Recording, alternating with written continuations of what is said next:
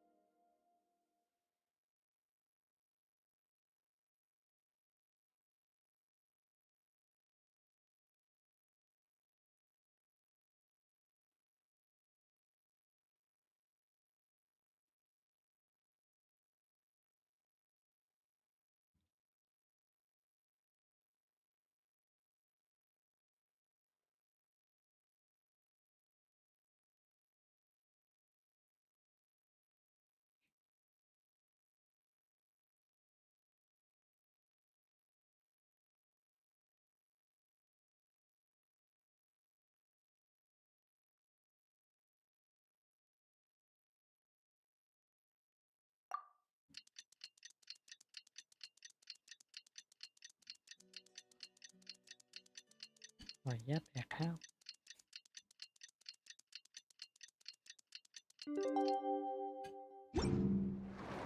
It's time to meet back up with Xiao. Let's head to Mount Outsong.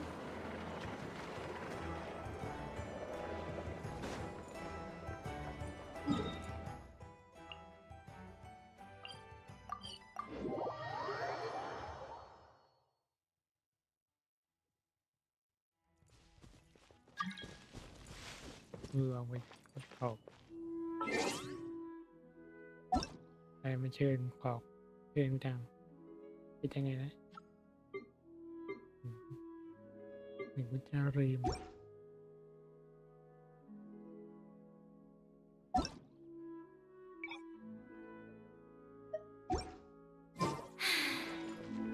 I haven't been up.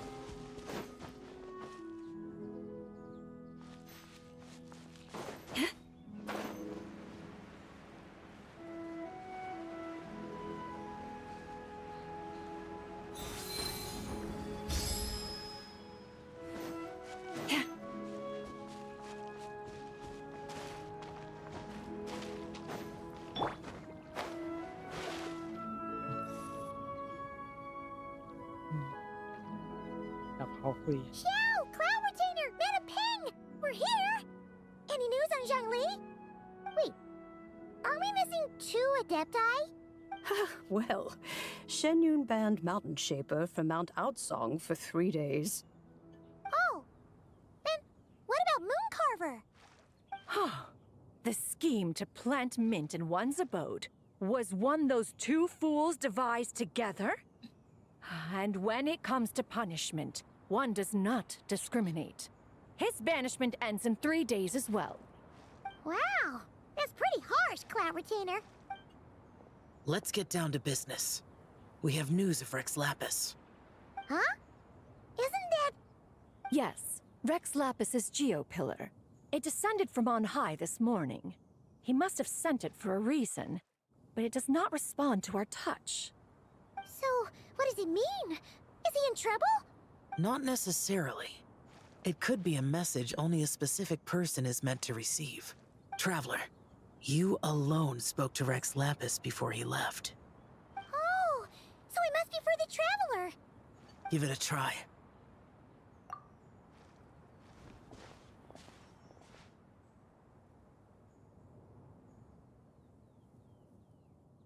Come to the spring on Mount Qingse. I have left an entrance for you.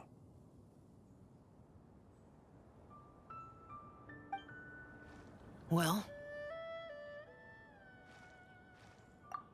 Just as one surmised, it seems that Rex Lapis will not countenance our involvement in this matter. That would not surprise me in the slightest. He's always had a soft spot for the Traveler, after all. But be that as it may, we have served Rex Lapis for millennia now. In other words, I'm sure this has nothing to do with favoritism. He's probably just trying to protect us. That's right. So you mustn't let your guard down, even if Rex Lapis is by your side. All right, let's get going. We'll try not to keep you all waiting.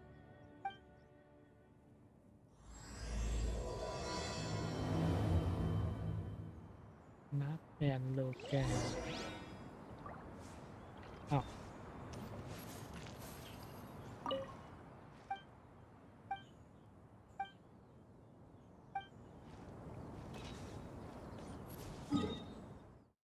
หายไป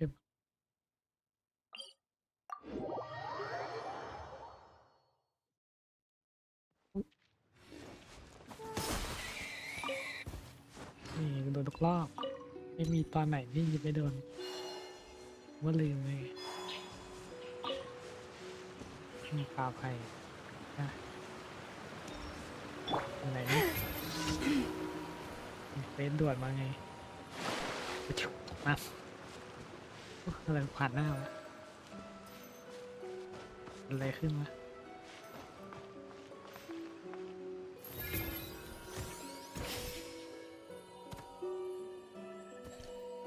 โอ้ยปีนเลยเดินออกไปเลยนี่ต้องปีนเลย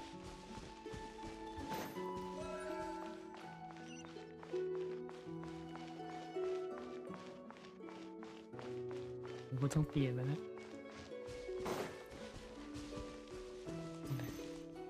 แมนมอไซค์เฮ้ยต้อง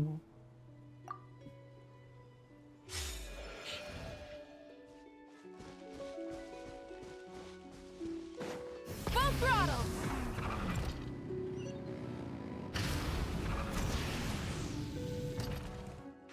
เดี๋ยวนะอยู่ข้างล่างนี่หว่า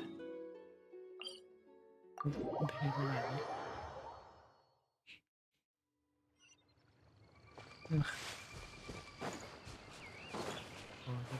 อ๋อเหมือนเมาอะนะ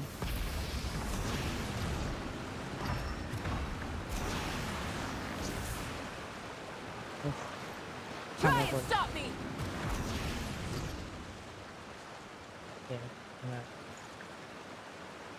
า Rev the engines!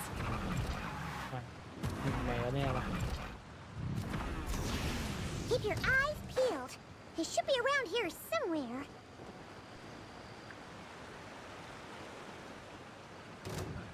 Another test subject. Light it up! ยิงมาใหม่นี่อุ๊ย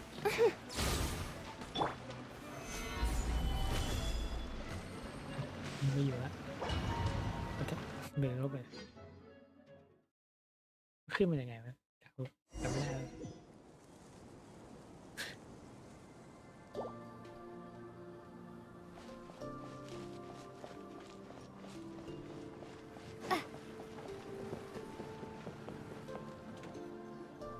Who could have imagined that the once mighty Geo Archon might end up so, sitting on a humble stool in the woods, quietly weaving moon lanterns? You really do look like an old man now. This is a Shao lantern, not a moon lantern.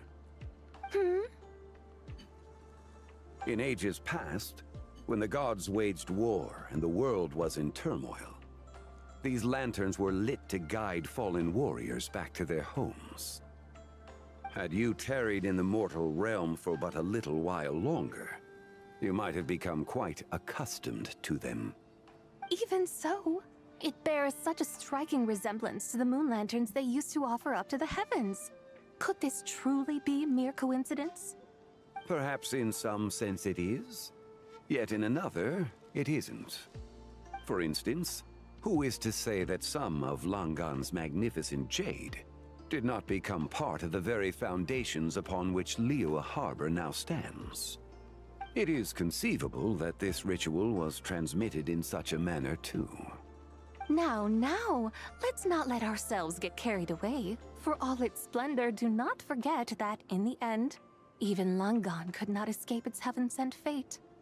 Alas, it is just a pity that the little creatures of this world may never again lift their eyes to the moon, even should misfortune befall them. But you, Geo-Lord, now that you rule this realm, why take the trouble, not to mention the risk, to visit one who bears such profound guilt as I? Are you not afraid that you might be sullied by the curse of time that was laid upon me? There is no risk to speak of. At least, not in comparison to that which you took. when you defied the heavens all that time ago. As I have stated, time and again, it was not I who defied the heavens. Geolord, the ancient affairs of Langan have nothing to do with me, for I am but one of her deadly selves, severed before her demise. My name is not Zebai, but Zichao. Surely you did not take us for one and the same, solely on the basis that we may all assume the form of white horses? Sorry to break it to you, but you seem to have found yourself the wrong white horse. Anyway, do tell me, what urgent matter brings you here? Very well, then. I have come to ask for Zebai's shade. Oh? So, the Geolord has set his sights upon Zebai's human soul. And what is it that you intend to do with it? The world outside is changing. With the new moon's birth, the confines of the Shadow Moon are gradually disintegrating. In other words, the heavenly soul is set to return. Consequently, strange phenomena have manifested within Langan's former domain, leading to the earthly soul's reappearance as well. The last of the trio, the human soul, is in your possession. Most intriguing. My intention is to gather all three together, so that an old friend may finally make her return. I must admit, it seems that some remarkable affairs are coming to pass in the outside world. Yet there is one thing you seem to have overlooked, Lord of Geo. Back in the day, it was you that freed me from that painting. And afterwards, I took up arms in your name. Together, we first subdued Chenyu Vale, then brought peace to Mount Qingse. It was for this cause that the contract between us was made. But now that the debt has been repaid, what cause have you to expect my aid? Zebai and I have long been friends. Given not only that you were manifested from a corrupt desire within her divine form, but that you also possess a fragment of her soul, how can you purport to be the wrong white horse? I think you'll find that we are now as separate and distinct as any two beings ever were. What once shone with radiant purity has long become dust. Oh, great Lord of Geo. Should this still be unclear to you, I bid you take your leave. It seems that the fault lies in my own lack of consideration. As you wish. I shall let this matter rest. Wait! One moment, if you will. Should this not be your opportunity to propose a new contract? The part where you make me an offer I simply couldn't refuse?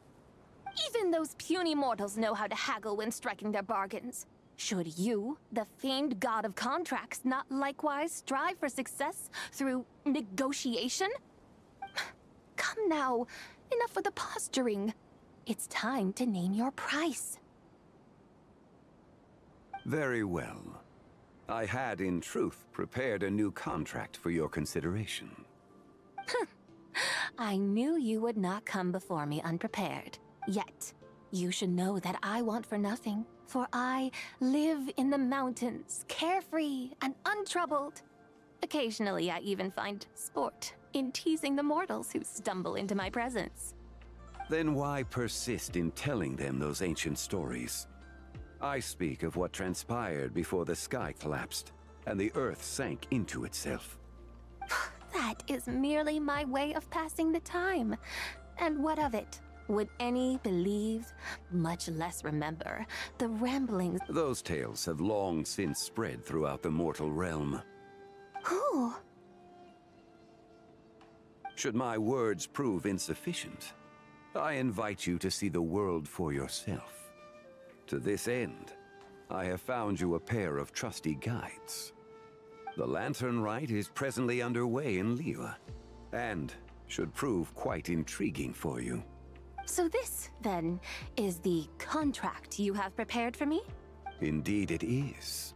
Think of it as a contract for a one-day festive excursion. Surely you do not hope to offer this in exchange for Tsubai's shade. The foundation of my very existence for a little excursion seems a little steep, wouldn't you say? Why not see for yourself? You can always decide afterwards.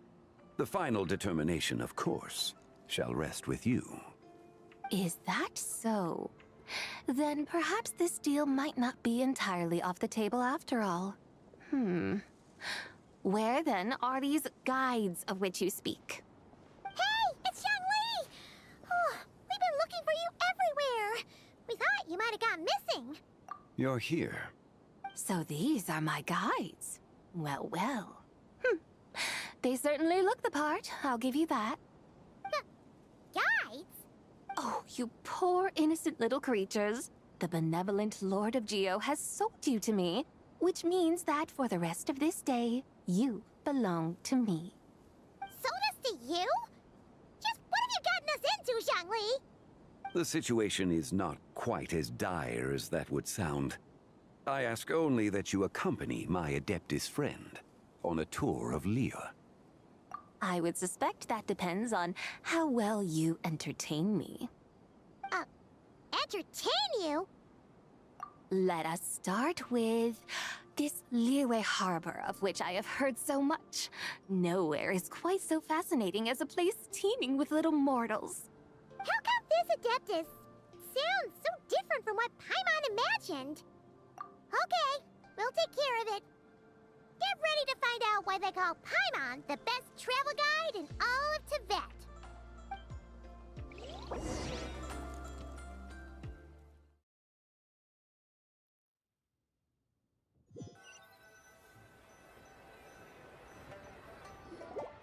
Look!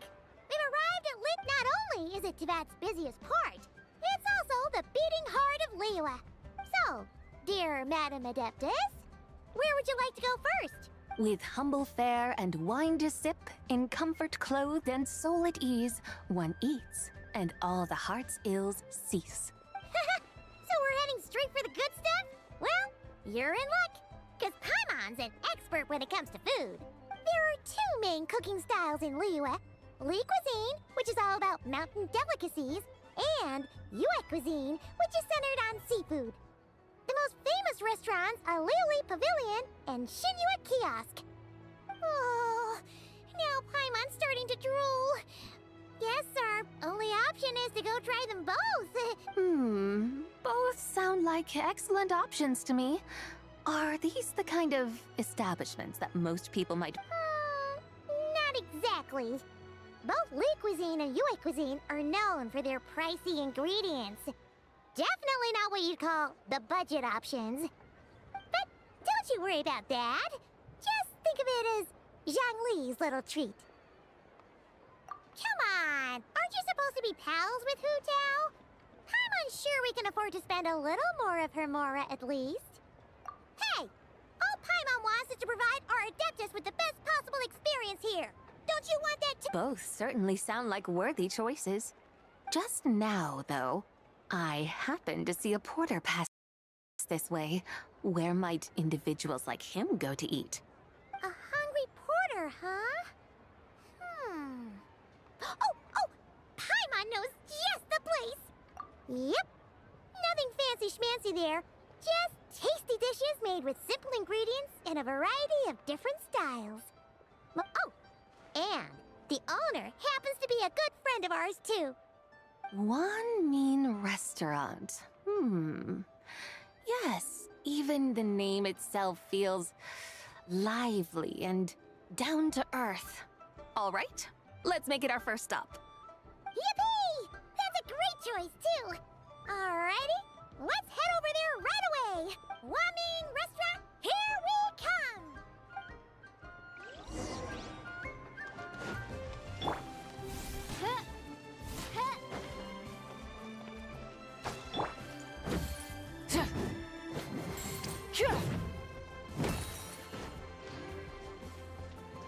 เห็นไม่ดี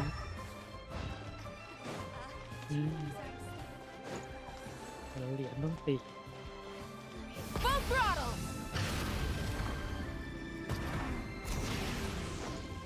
ขี่มอเตอร์ไซค์เป็นมือข้างแล้วค่อยแวะ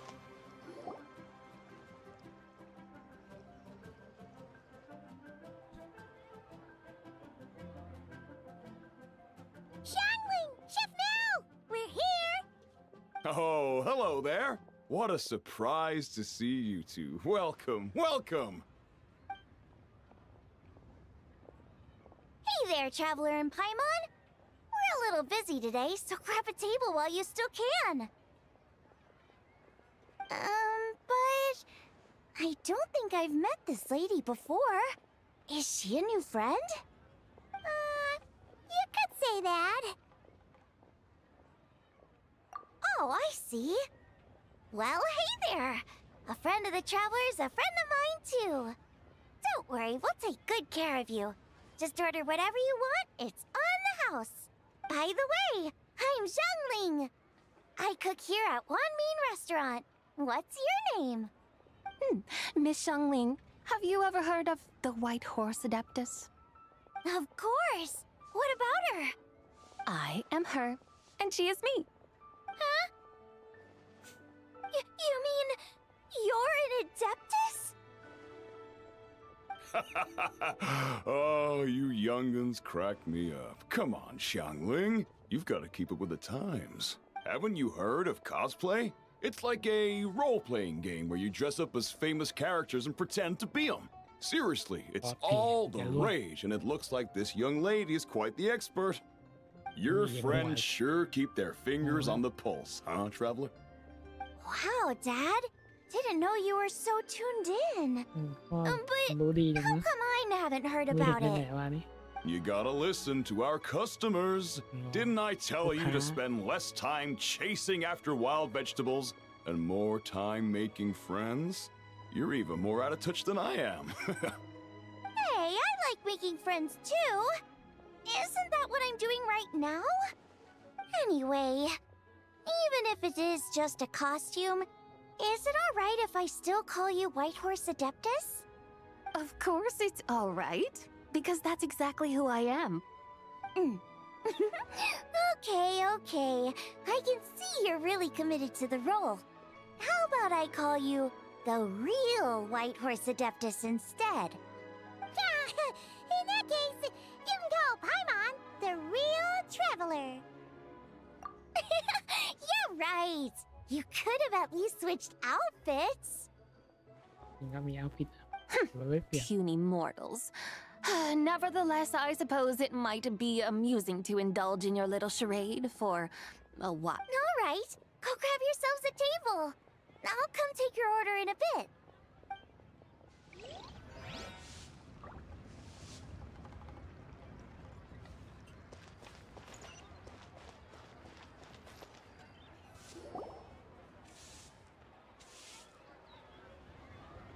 Hello. May I ask if Miss Xiangling and Chef Mao are here? Yeah, they're just over there. Wait a sec. Aren't you? So, what would you like to... Huh? You're... Hello, Miss Xiangling. It's me, Lu Xiangxiang, the one who broke some stuff here at your I just wanted you to know how sorry I am. I honestly don't know what came over me. Please forgive me. Oh, it's you. You really gave me a fright that day, young lady. You didn't actually get food poisoning from our blackback perch stew, right? Come on, Dad. She's come to say sorry. It's all right, Miss Lu. You must have been feeling a bit off that day. You're looking so much better now, though.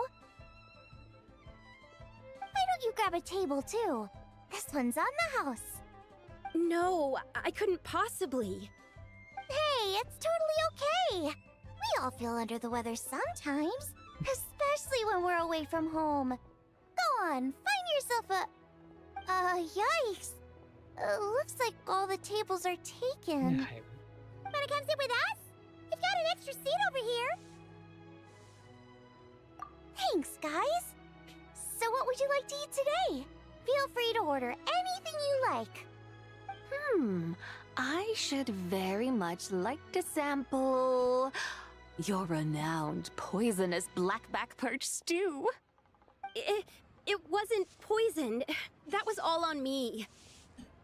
So that's one portion of blackback perch stew. How about you guys? Paimon wants... Sure thing. Looks like Paimon Paimon's having trouble making up her mind. Anyway, I guarantee you'll love it. Let me think. Well, since the blackback perch stew is on the spicier side, I guess it makes sense to balance it out with a serving of stir-fried shrimp. And since it's Lantern Rite season, you better try out the triple-layered consommé and come and get it too! Those are our seasonal specialties. As for the carbs, since we've got a full table, how about some right at home? Along with our special chili mince cornbread buns. Trust me, you won't be disappointed. Then for dessert, I'll whip you up some Lucky Snow Delight. I just came up with it a few days ago, and I can't wait for you to try it. Wow! Sounds like quite the feast! Looks like Paimon's in luck today! Am I the only one who thinks that's way too much? Not at all. Don't worry, I know what I'm doing.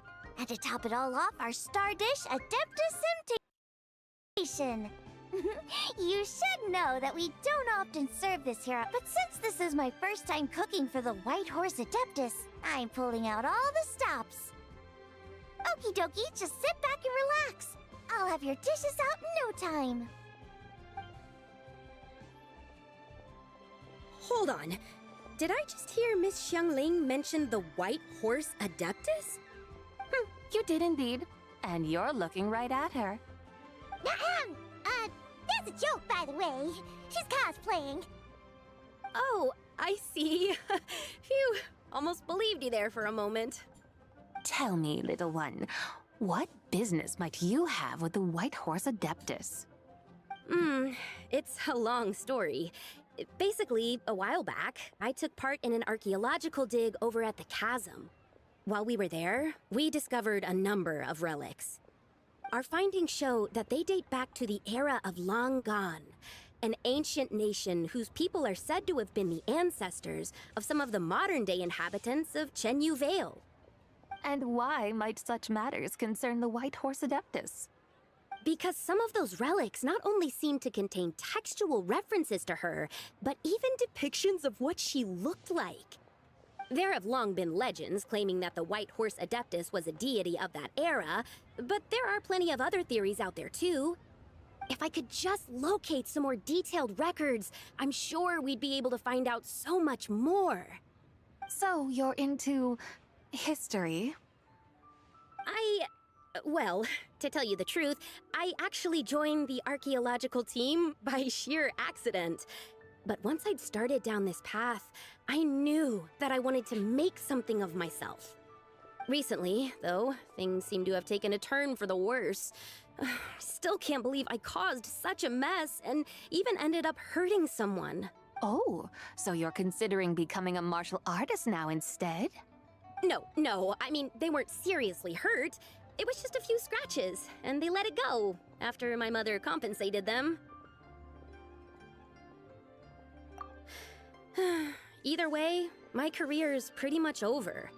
And even though both the victim and the Ministry of Civil Affairs say they won't be pursuing the matter any further, my father says he's going to punish me according to our family rules.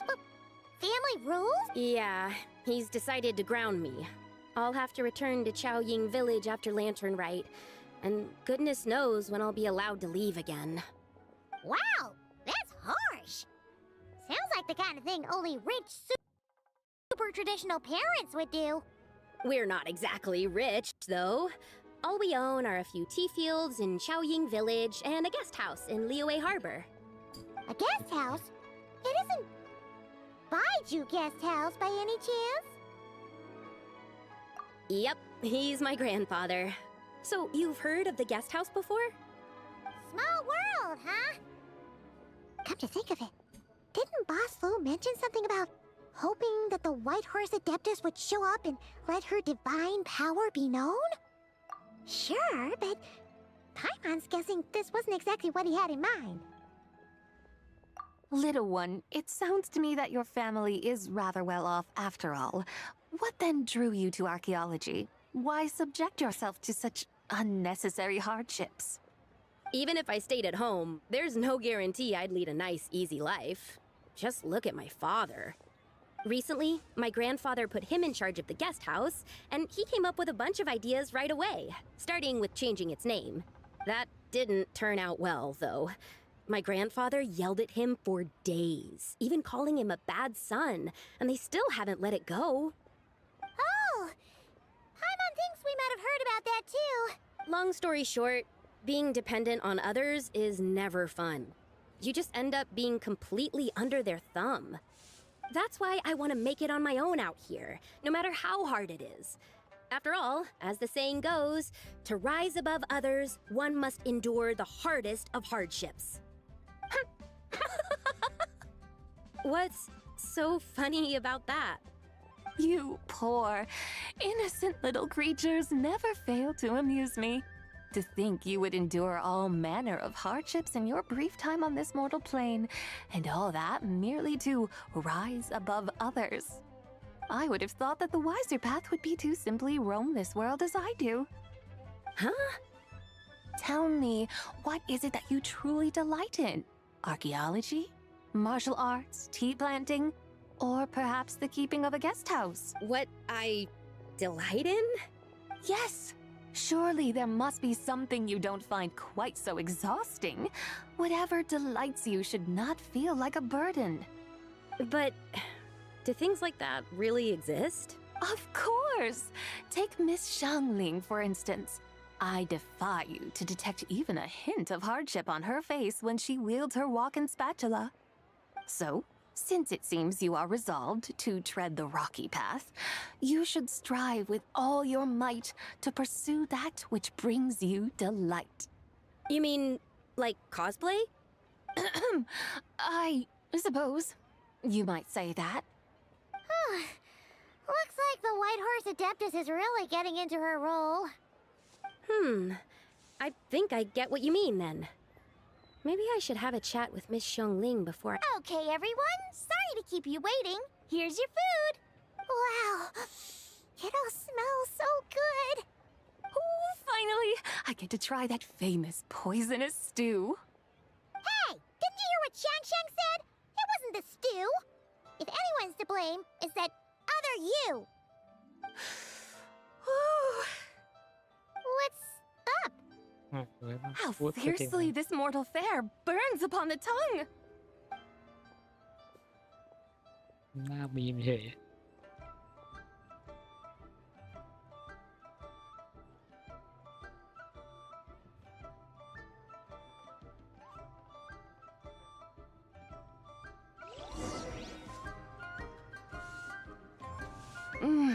Most satisfying as poisonous stews go.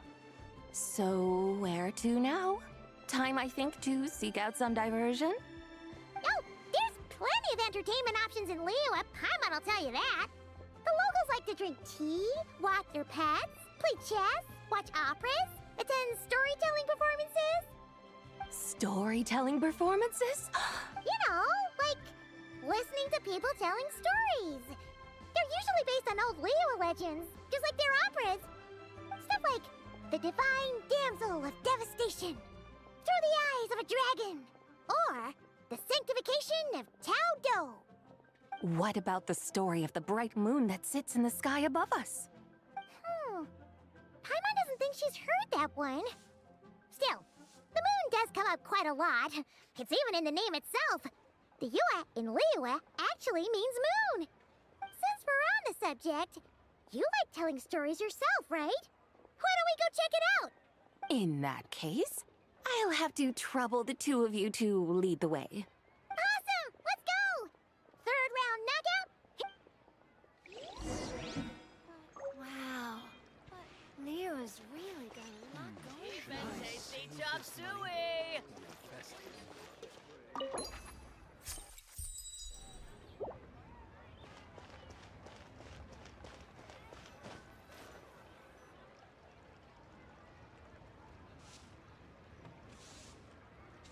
What a tongue twister. I'd have made a complete fool of myself if I tried to say it on stage without practicing it first. Huh. Call yourself Iron Tongue, Tien. Wobbly Tongue, Tien, more like.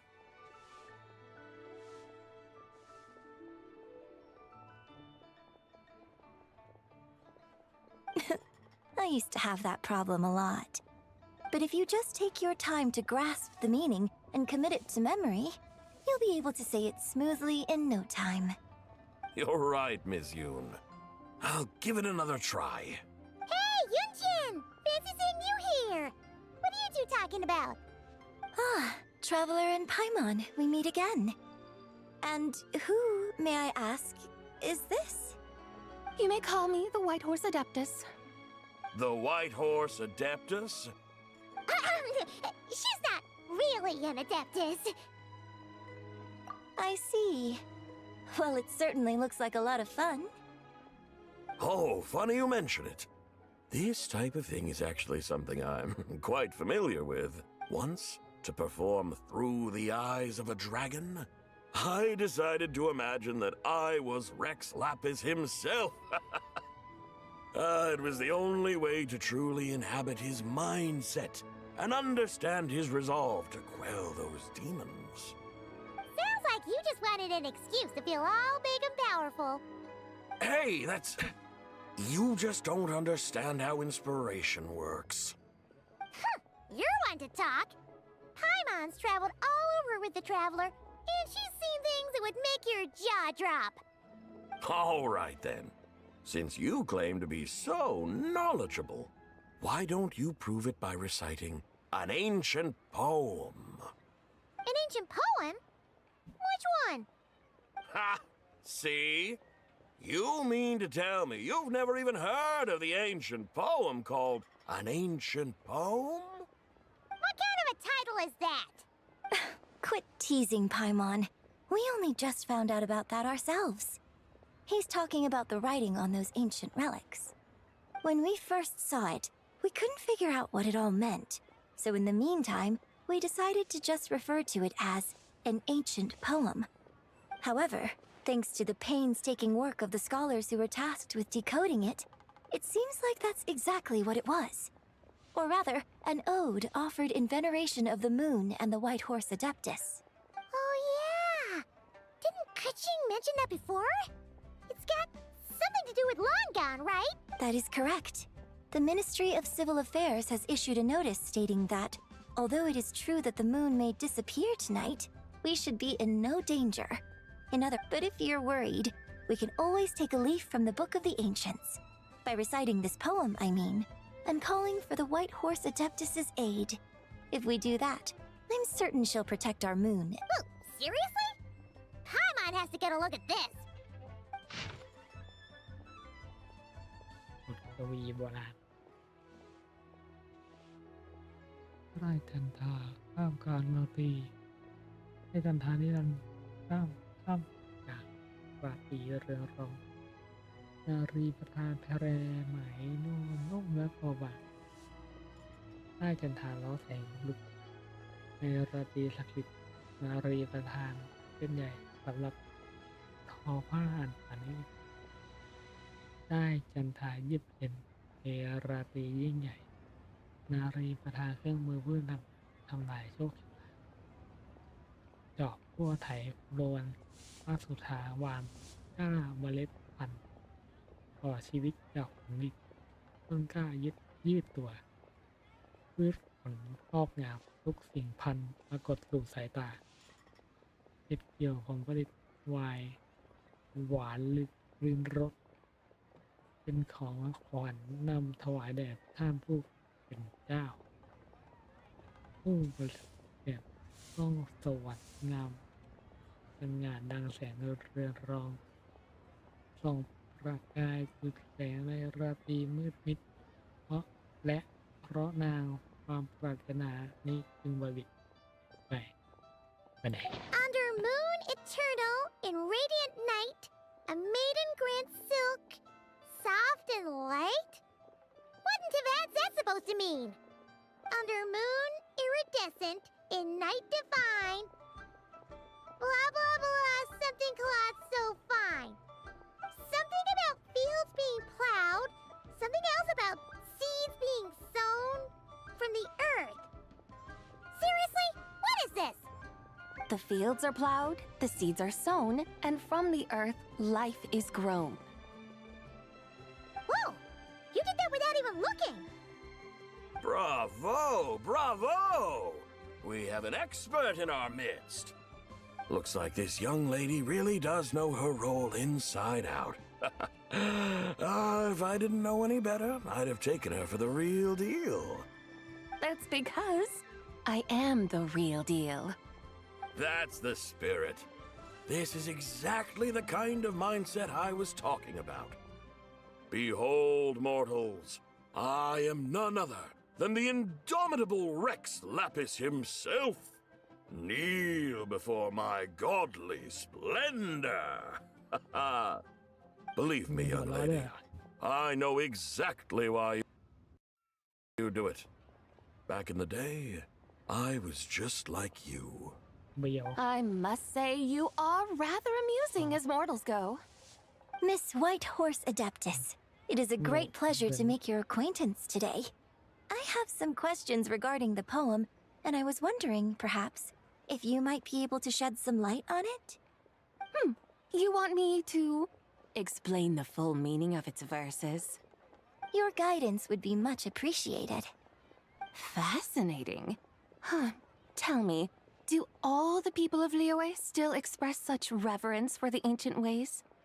Well, it's true that we hold a deep fondness for our history, but it is hardly our only pursuit. One of my good friends, for instance, is even more devoted to the modern Fontanian art of rock and roll. Exactly! And don't forget, great practitioners of the role-playing arts walk among us too. Yes. So rather than placing too much emphasis on our reverence for the ancient ways, it might be better to say that here in Liyue, 100 passions bloom. I see. Then, I suppose it wouldn't do any harm for me to enlighten you. In truth, it is but a simple poem of blessings. Its meaning is this. As the eternal moon rises in the night sky, a maiden adorned with lustrous jade descends upon the earth. She blesses the kudzu vines and mulberry leaves, so that they may be used to make coarse cloth that is nevertheless soft, light, and comfortable to wear. As the iridescent moon rises in the night sky, a maiden adorned with lustrous jade descends upon the earth. She blesses the kudzu vines and hemp, so that they may be used to make fine, luxurious cloth. As the frost moon rises in the night sky, a maiden adorned with lustrous jade descends upon the earth. She blesses the mugwort and artemisia, so that they may be perfect for divination. So she really did come down from the moon? She shows the people how to use the plow and spade to purge the land of weeds, till the soil, and heap up the earth to make it fertile. Then with the hoe, she teaches them to sow their grain, bestowing the promise of life upon every seed. She blesses the millet and the beans, ensuring that their stalks and vines stretch forth without end. She graces the wheat and the rice, so that their heavy heads are filled with plump, glistening grain. Sounds like she's a real pro at all this farming stuff. The fruits of the field are harvested and brewed into sacred wine for honored guests. This we reverently present to the divine maiden, with every ceremonial step flawlessly observed, so that she may witness the depth of our piety and respect. Oh, divine maiden, how can your graceful presence in the sky not seem like that of a fairy descending from the heavens? Oh, divine maiden, how does your pure and radiant form not resemble the guardian spirit of our land? I send my heart's desire, ascending to the heavens, beseeching you to grant us good fortune and blessings in the coming year. Huh? So, that's what it's supposed to mean? I find myself speechless, moved beyond the power of words to convey. A truly remarkable performance. I did not anticipate that anyone could unravel this poem with such depth and clarity. And so soon after the Ministry of Civil Affairs noticed, too. I'd even begun to consider myself somewhat versed in the matter. But as they say, there's always someone more knowledgeable out there. Allow me to extend my thanks to you, Miss. You are far too humble, young one. I must confess, it is I who have been surprised. Not only by you, but also by this Liyue harbor of the... Ah, so you're not from Liyue. And what, may I ask, has surprised you about it? Oh, it's nothing really. Just some old memories scattered here and there. Very well, my guides. I suppose it is time we set forth on the next part of our excursion. I'd like to go see that wharf now. What say the two of you? No problem. We'll take you wherever you want. Oh, leaving so soon? Before you go, allow me to introduce myself. I am Yunjin, director of the Yunhan Opera Troupe. May I ask your name in return? My own name is scarcely worth mentioning, but since you asked, perhaps I'll tell you the title of that poem instead. Huh? So, it isn't actually called an ancient poem? Of course not. Its real title is Odes of Long Zabai. Odes of Long Zabai. All right then, until we meet again. Bye.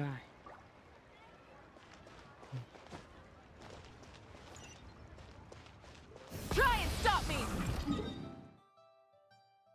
And WAP.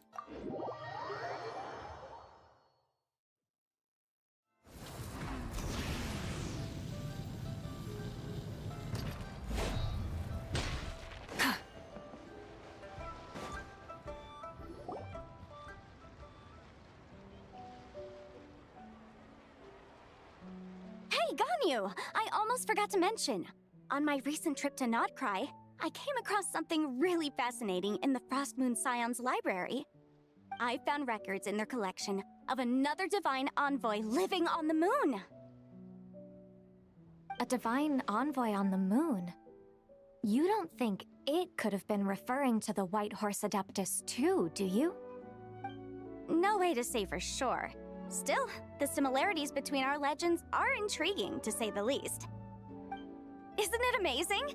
Especially when you consider how far apart we are. It truly is. We might live in different lands, but when we look up at the night sky, we all see the same moon and stars. Right? It's like we're all bound together, no matter where we are. When you think of it like that, it's almost as if our friends from other nations will be right here celebrating with us. Isn't that a wonderful thought?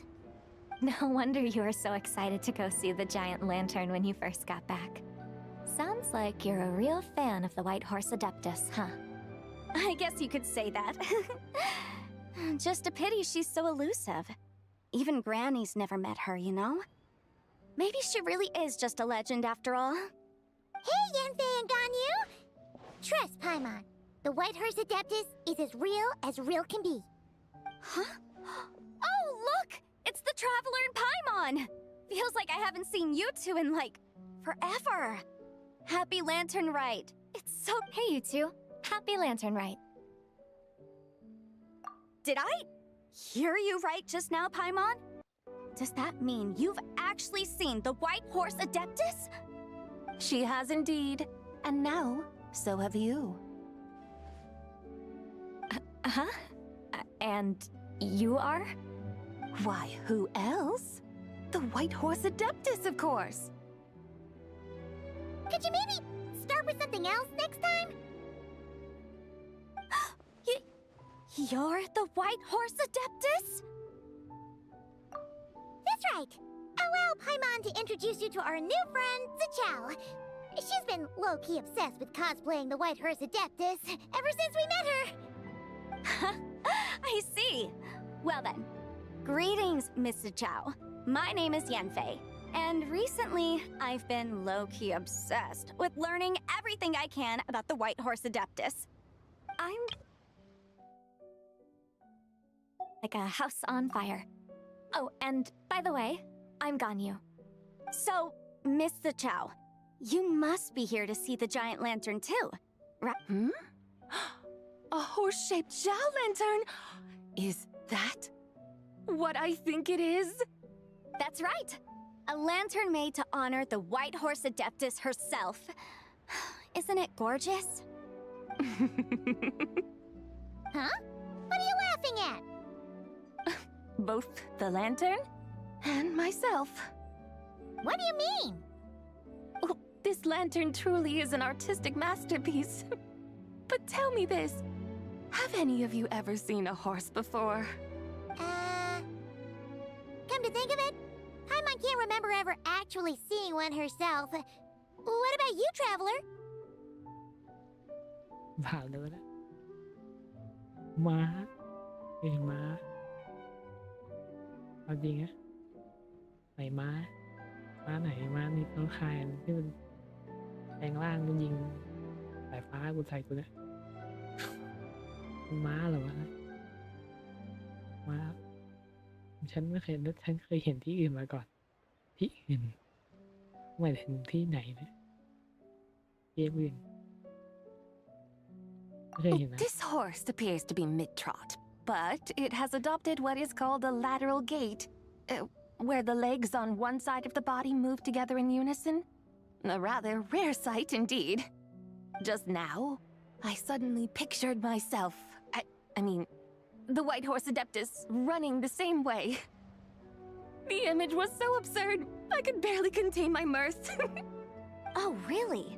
I never knew that. You learn something every day, huh? Oh, come on! It's basically a giant piece of fan art! Who cares if it's different than the original?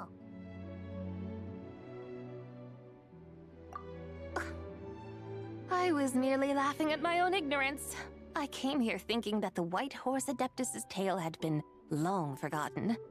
Yet here I am, gazing upon a lantern made in her honor. Well, you couldn't have been more mistaken. There are so many tales about the White Horse Adeptus, I'm starting to lose count. Just off the top of my head... Just so you know, Yanfei, we've heard it all like a million times before. Aha! But there's one thing I can guarantee that you haven't. Huh? You mean like a new chapter of her stories come to light? Mm-hmm. And I heard it from Ganyu just yesterday. Hey, why don't you share it with the others? Sure, no problem. Where to begin? Do you guys still remember what Liyue's Moon Chase Festival is about? Of course! It's a festival held in honor of the Stove God. That's right. But it took a really long time for the Stove God Festival to become what it is today. In its earliest form, it was actually an Adepto ritual known as the Moon Chase Rite. Paimon remembers Madame Ping mentioning that before, but she never explained exactly what it was. According to Cloud Retainer, the Moon Chase Rite was originally a ritual meant for communicating with the moon. Communicating with the moon? But for what purpose? At first, Cloud Retainer wasn't entirely sure either, as it was always Rex Lapis who performed the ritual. Whoa! Rex Lapis did it himself? Must have been a really important ritual. That's right. Unfortunately, despite numerous attempts, they never actually received any response from the moon, which is why they eventually stopped performing it. But then, just yesterday, Keqing took a picture of the moon being obscured by a dark hole to Cloud Retainer and asked if it had anything to do with the Moon Chase Rite. The moment Cloud Retainer saw it, it suddenly dawned on her that the rite might have been an attempt to reach the White Horse Adeptus all along. Does that mean Zhang Li's been trying to bring back the White Horse Adeptus all this time? So how about that?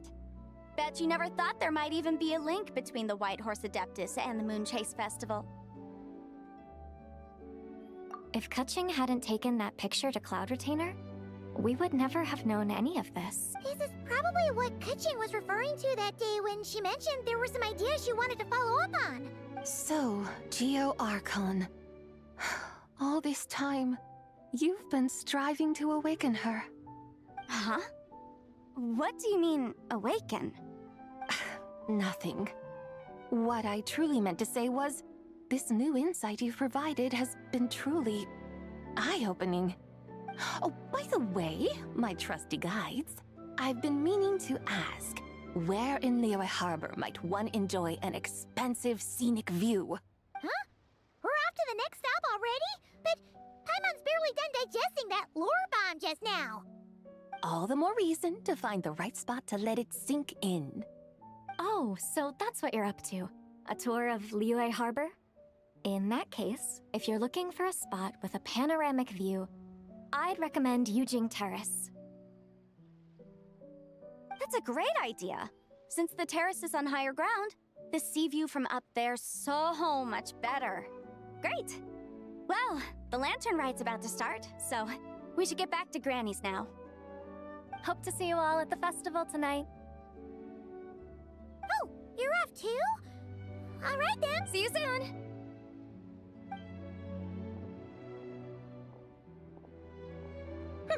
Very well, my guides.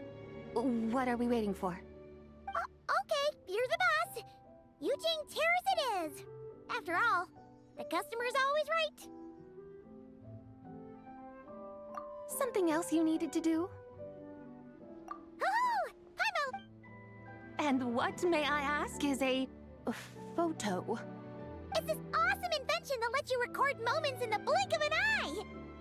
Except, you've gotta try not to actually blink. Oh? What must I do in preparation then? Nothing. All you gotta do is choose a pose. The Traveler will handle everything else.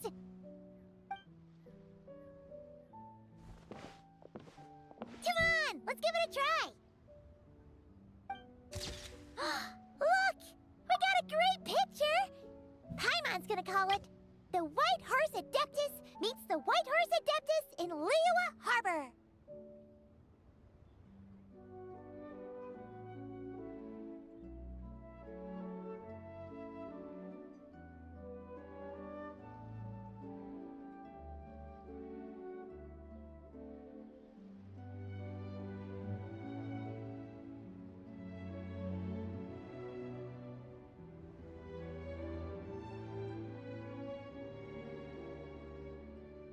Huh. They've even discovered a way to preserve moments in time. Now I truly am curious to witness what else these mortals might accomplish. Very well, let us proceed. Yujing Terrace lies in that direction, does it not? Hey, wait for us!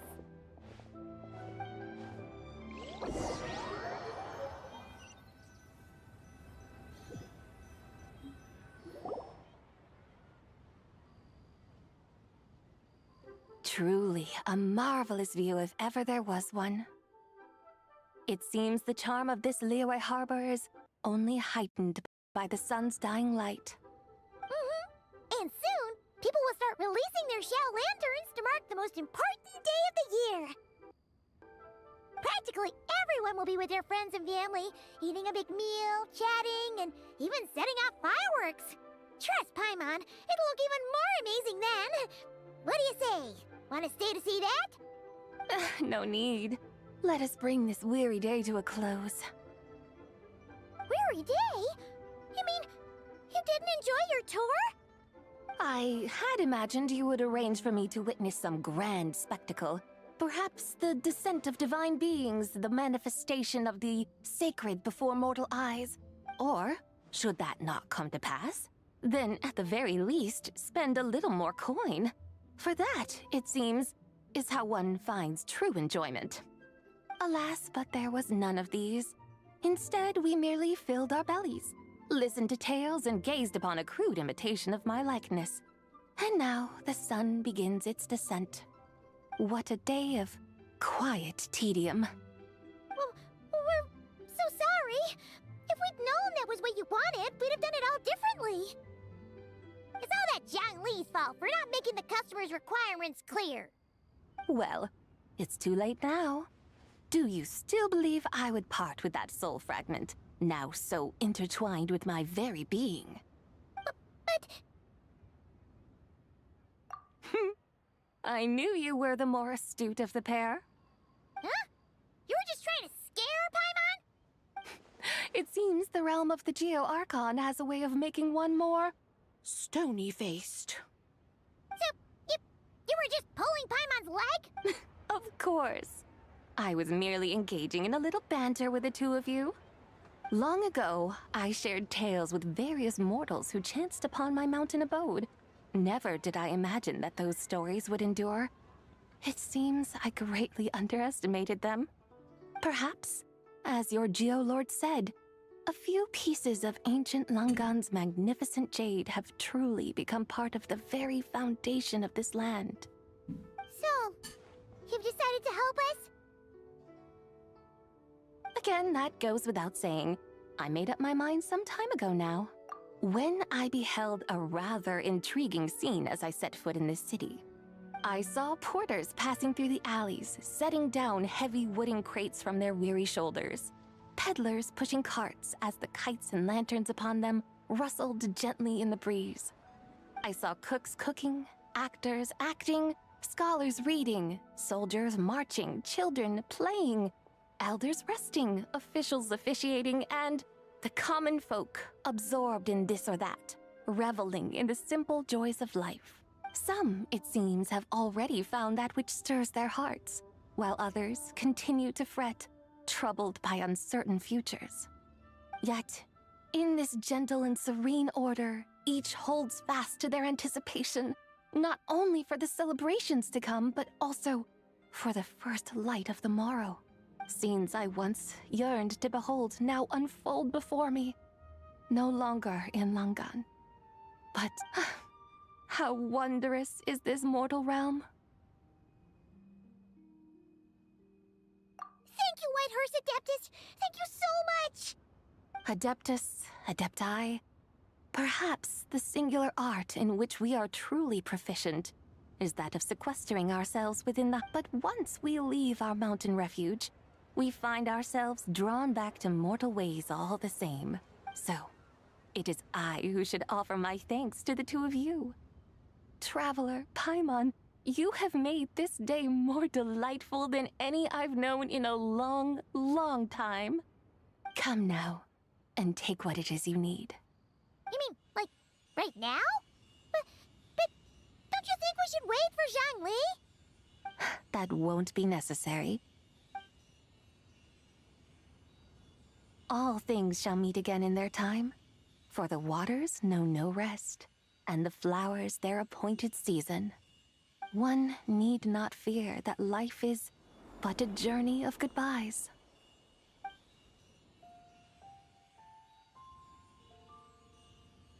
Is she gone?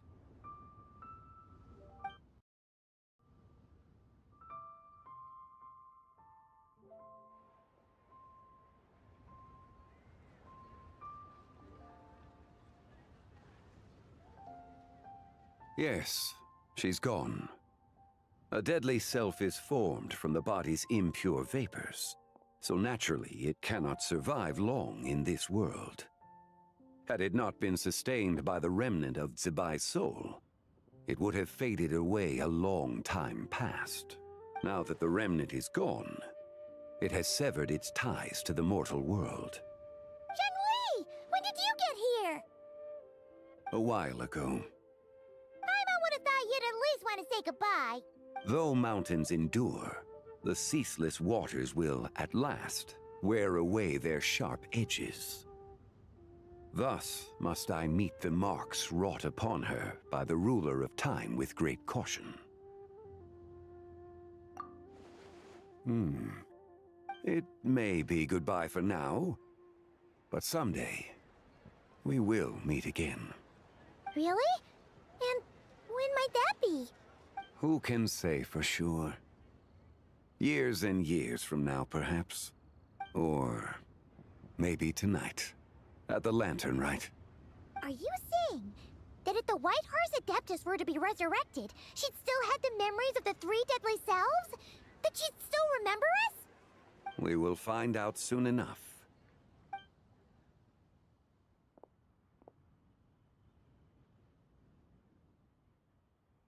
It is time.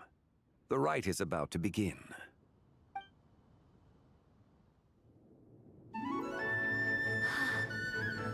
The rite is about to begin.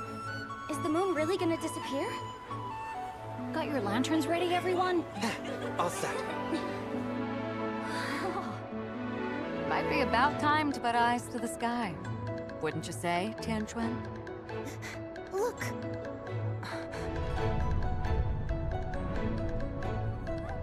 When the sun's out, eat the sun. When the moon's out, eat the moon. Whoa, is this the lunar eclipse?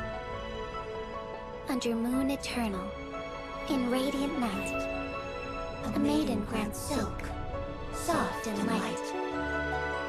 Under moon iridescent, in night divine, a maiden grants fiber, cloth For so you. fine. Under moon of frost, in night so great, a maiden grants tools to divine our fate. The fields are plowed, the seeds are sown, and from the earth, life is grown. The seedlings stretch, the crops do rise, and all unfolds before our eyes. Fruits are gathered, sweet wine is poured. These gifts we offer to our Lord. Pure as heaven, so fair and bright, she shines as light in this dark night. And Richter does this. Wish take flight.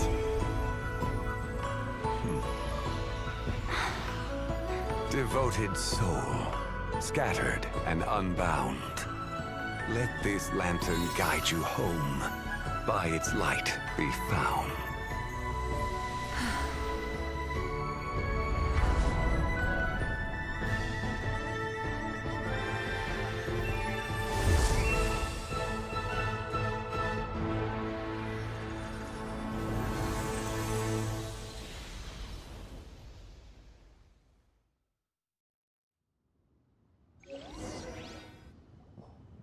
Did we do it? Do we finally get to meet the real White Horse Adeptus?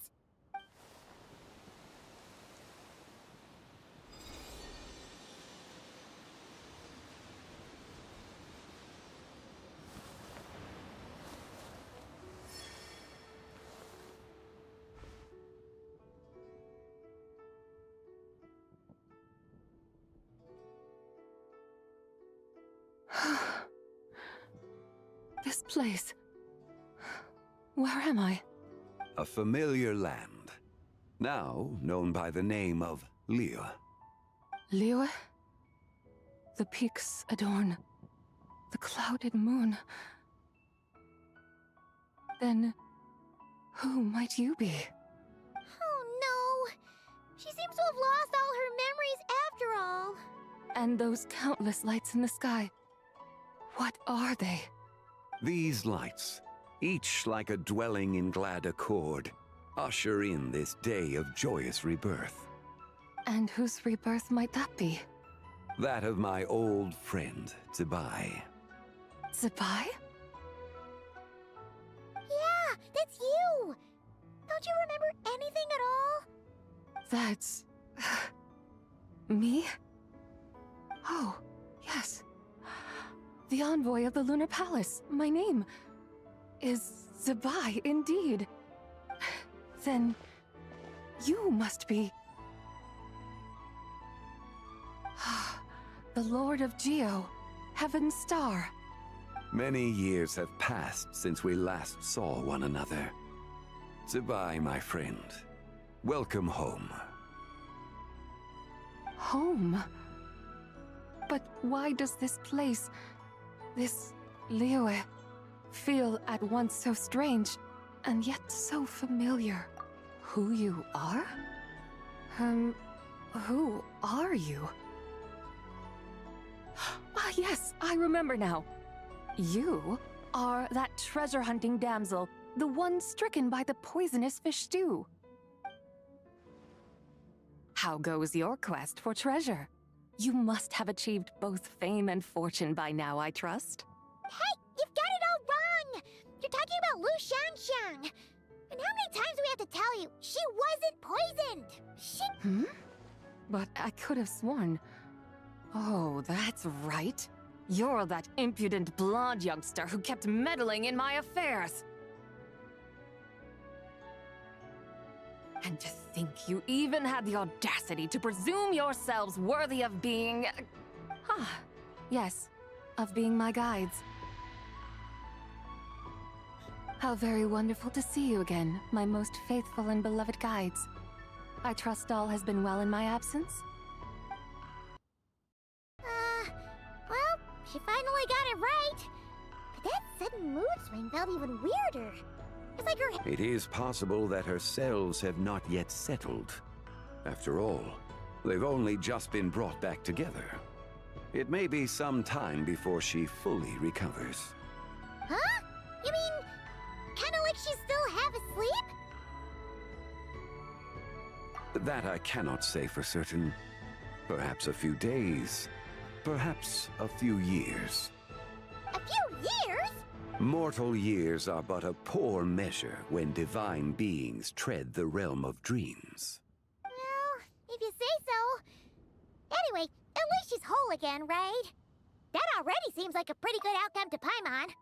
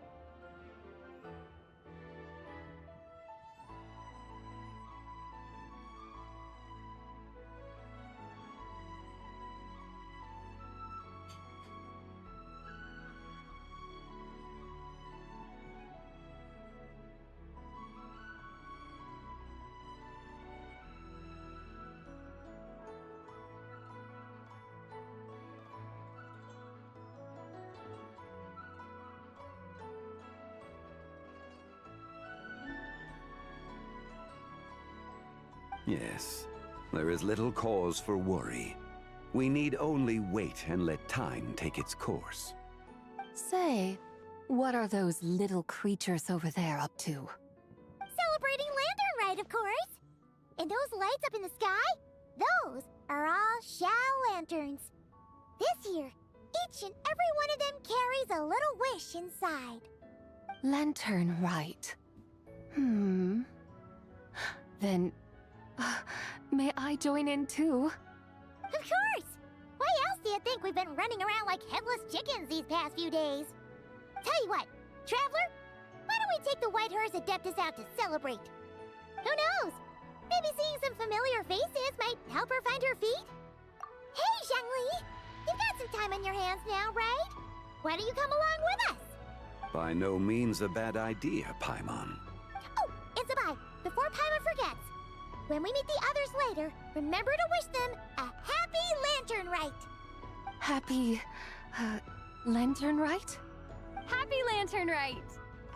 Yes, happy Lantern Rite indeed. Well then, let's go!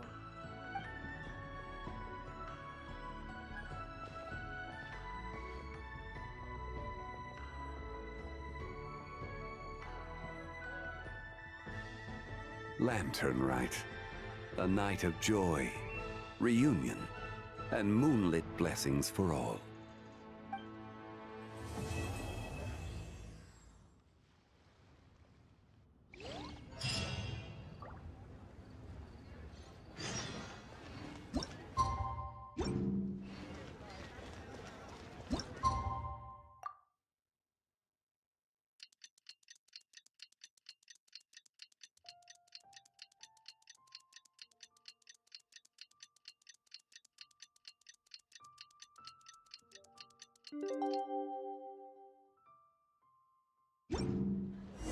Paimon wonders how the White Horse Adeptus is getting along. Maybe we should check in on her? We can ask Zhangli where she is.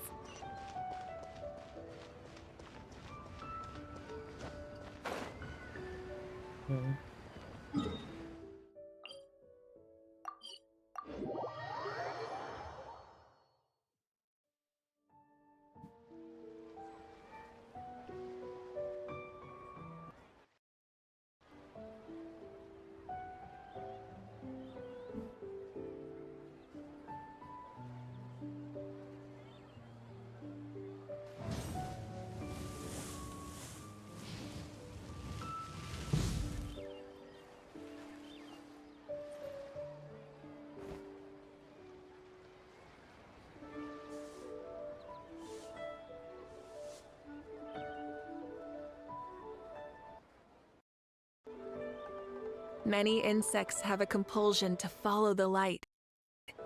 And humans are the same. Except we call that light hope.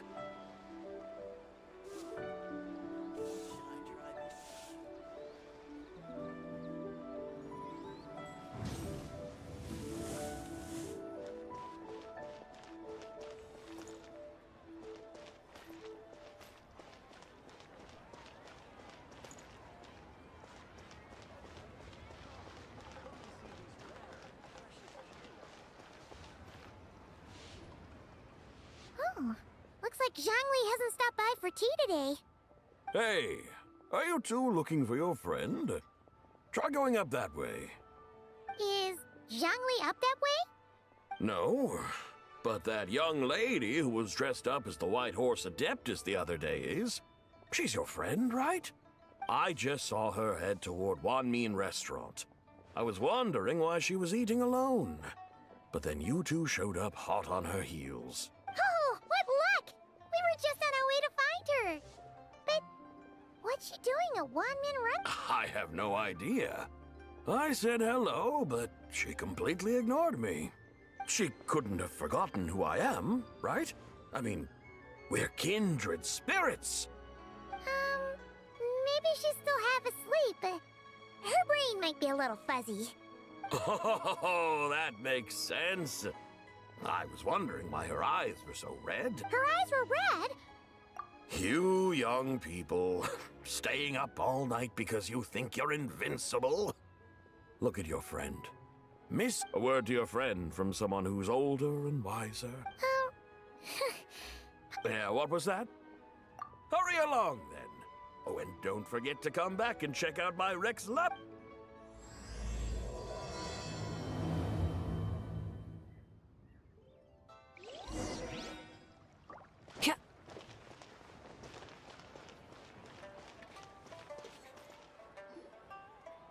Where's the proprietor? Come out and see me at once! Xiangling and Chef Mao aren't here right now. What can I help you with? And who might you be?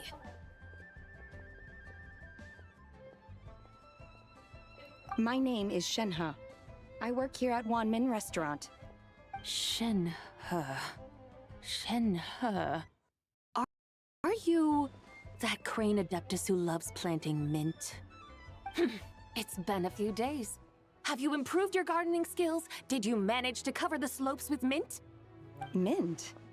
I don't know anything about mint. But I am familiar with Genshin and glaze lilies. Ha! Already casting mint from your mind. How can a practitioner of self-cultivation be so fickle, chasing after every new plant that catches their eye? I'm not sure I get what you mean. Are you delirious from hunger?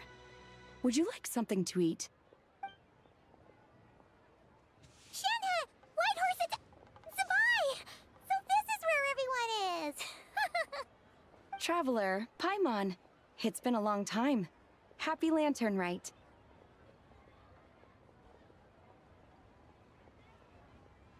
Is this customer a friend of yours? Don't mind her, Shenhe. She's just a little cranky because, she didn't sleep well last night and she's only just woken up. Look how red her eyes are. I see. In that case, Miss Zabai, I have a tonic here infused with Xingxin. It's cool and soothing when applied to the eyes. Would you like to try a few drops? Stop right there! Who are you two noisy children? Hey! Have you forgotten about us already? Guides. Yes, I seem to recall something about some guides. Ah, yes, now I remember. What luck! I was just looking for someone to show me the way to Elong Wharf. Huh. Is she starting to come around? Someone requested my help in purchasing some tea leaves. I was informed they have discounted prices during the festival and that I shall get a good deal there. Tea leaves? This sounds like Zhangli's doing. He sure knows how to get people running errands for him. Your friend Rex Zhangli initially requested the most expensive tea, but then a young lady in a hexagram hat mentioned he'd burned through the Wangsheng funeral parlor's yearly expenses at an exhibition a few days ago. As such, he is only permitted to buy items that are discounted this month. Oh, that's his boss, Hu Tao. It's about time she realized the problem and put a stop to his spending sprees. Oh, I see. So that's why you're here. Unfortunately, Wanmin Restaurant doesn't sell tea leaves. If you're truly in need, I could gather some wild tea from the mountain slopes. You don't sell tea leaves? But I remember your boss, Miss Lu, saying that she owns tea fields. You really should get some rest. The person you're talking about isn't the boss of Wanmin Restaurant. She's just like you. She came here to eat. Is that so? Life really is full of surprises. What surprises? Your brain really is as gooey as a pack of slimes. Paimon can't believe Zhongli entrusted you with going all the way to Yilong Wharf and buying tea. That would be excellent, my dutiful guides. Ah, yes, Miss Crane. I apologize profusely for my improper behavior just now. Please forgive me. I completely understand. Master often says that the human body is like a mechanism in need of regular maintenance. When a person cannot rest at night, they are sure to become irritable and on edge. Miss Crane, you appear reasoned and compassionate on the surface, yet I sense dark forces churning within your spiritual core. Those red ropes you wear are what bind them, am I correct? Oh, you can sense that? Indeed. I also sense that with your strength, you might try undoing one or two of those bonds when training. Untie Shen has ropes? Wouldn't that be risky? Though the use of red ropes to bind the soul is a wondrous technique, practitioners must eventually learn to break free from external aids and look within themselves for restraint. Master has told me similar things, but I am not ready yet. Your self-cultivation has progressed far enough. Then I will seek further guidance from my master. If you still have doubts, you can find me at the Baiju Guest House. I'll be taking up residence there for a while. For now, my dutiful guides, let us be off.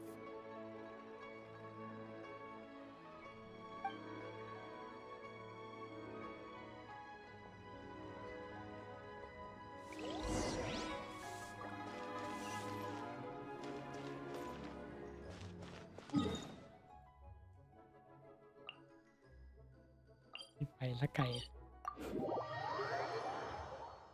เดินไปยังไง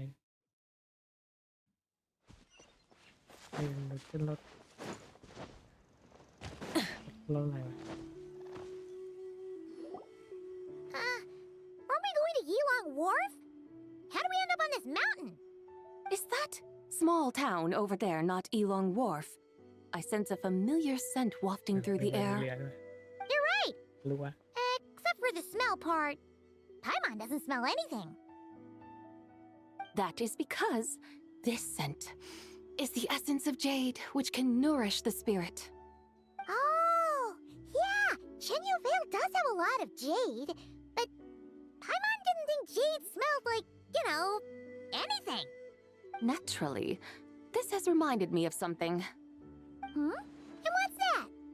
A few simple tricks for mastering one's power.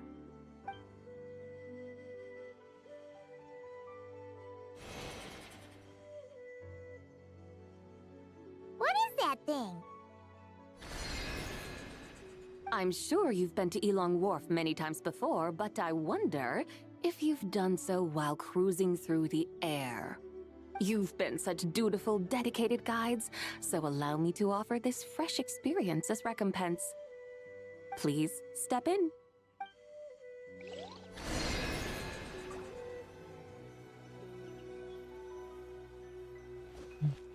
เสกบันไดมาด้วย Huh?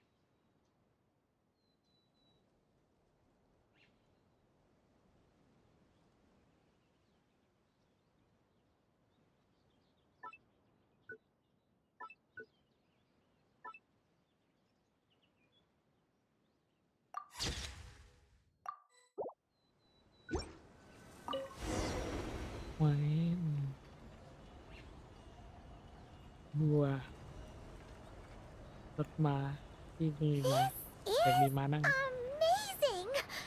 Paimon feels just like an adeptus flying through the sky. What is this thing?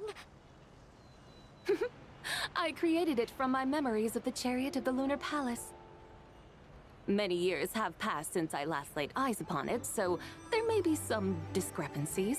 Nonetheless, it is functionally much the same. A lunar chariot? Wow! Paimon never imagined she'd get to ride in one. So, Sabai, does that mean you used to work on the moon? Work. That's an interesting way to phrase it, though I suppose you are correct. I was once an angel, a member of a race tasked with guiding humanity. Then, graced by serendipity, I became a moon envoy. Huh? What's a moon envoy? Some kind of super important angel? As you would understand it, a moon envoy is a job title. Any angel, or non-angel, can become a moon envoy. Does that mean you're not the only one?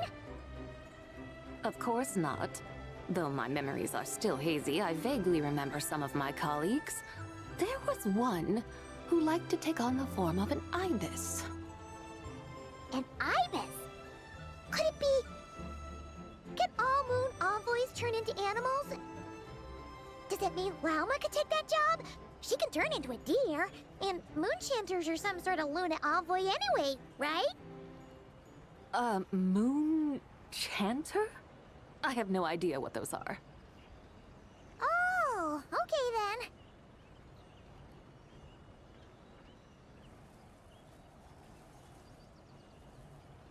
Look! Paimon thinks she saw a tea vendor over there! Very well. Let's take a look.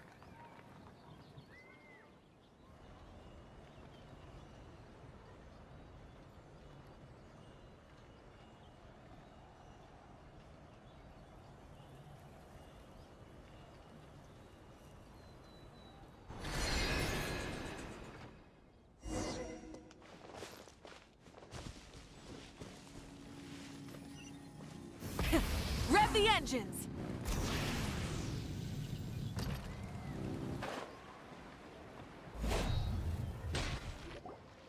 Welcome, please have a look around.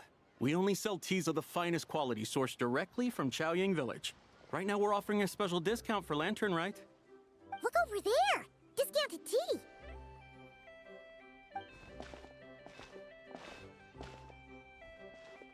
Dear customers, are you looking to purchase some tea leaves? I can see from your bearing that you are no ordinary customers. My humble shop has some exquisite teas that should satisfy your more refined tastes. We're not here for quality. We're looking for a discount. A discount? Well, that's a coincidence. Our Sungla tea is on sale right now. A special festive offer. Something about the name of that tea sounds familiar to Paimon. Buy 3 boxes of Sungla tea during the festival to get 10% off. Buy 4, get 20% off. Buy 10, but... That's right! 10 boxes at half price. Have you been to our shop before by any chance? Oh, Paimon's definitely heard this spiel. 3, 4, 10, 10, 20, 50. Sabai, what are you muttering about? When purchasing 3, 4, or 10 boxes, the corresponding discounts are 10, 20, and 50%. The intervals between the two sets of numbers are 1 and 6, and 10 and 30. Look! Her eyes turned blue! That's gotta be a first! If the differences between intervals remain equal, the interval after 6 should be 6 plus the difference between 6 and 1, which is 11. Similarly, after 30, the next interval should be 50. Therefore, extrapolating upward, the next two numbers in each set should be 21 and 100. You're making Paimon's head spin! Those numbers, what do they mean? They mean that if we buy 21 boxes of Sungla tea, we should get a 100% discount! 100% discount? You mean we'll get them for free? เอาแล้วเล่นโมฆะคุณ Oh, there was a pattern to the discounts. Is Is that right? The pattern we speak of is mathematics, little one. A pattern that is always right. That's amazing! You're a shopping genius, Sabai. Oh, wait. Something feels off here. I had no idea our shop's discounts were tied to the laws of nature. I've learned so much from you, dear customer. No need to thank me. Now, please give us our 21 boxes of free tea. Wait! What's the matter? Paimon just realized what it is that's not right. It took you long enough. We got the short end of the stick! Think about it. If we don't have to pay when buying 21 boxes, then if we buy even more, the vendor should be paying us money instead, right? จะเอาเงินเขาขาย Hey, Zibai, work this one out. If we buy 100 boxes, we'd make loads of money, wouldn't we? It stands to reason. Wait a moment, dear customers. Don't you think you're haggling a little too hard? เดี๋ยวคนขาย You are the one dictating the discounts. We're simply extrapolating the numerical patterns within. As such, we are hardly haggling. You have a point. However, that's right. I'm so sorry. I just remembered. My supplier didn't come today, so we don't have any tea after all. Such a shame. Terribly sorry about this. Awful luck. Where can we find your supplier? Well, Not to fret. We'll save you the effort and go straight to the source ourselves. well, you see, dear client, the supplier's discount isn't as generous as ours. You won't be able to get... Huh? Does that mean they won't pay us for taking their tea? They might not even offer you a 100% discount. How very unfortunate. Nevertheless, as the original supplier, they must offer some sort of discount. Besides, we're not looking to make money. We just want a good deal. Well, that's great. My suppliers are all tea farmers from Chaoying Village. You can go ask around the village, but please don't say I sent you. Do not worry. We appreciate your generosity, referring customers to your business partners, even choosing to remain anonymous. The demeanor of a true gentleman indeed. I hope you're right. Then let us head to Chaoying Village. Do you know the way, my guides? Of course! Just follow us.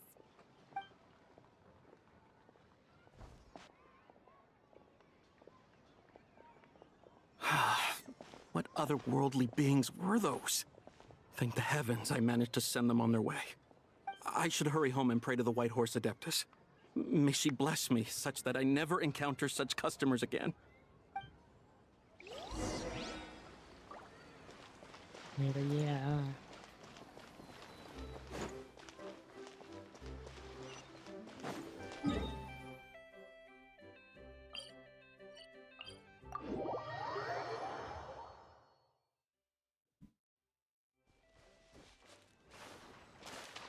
Try and stop me!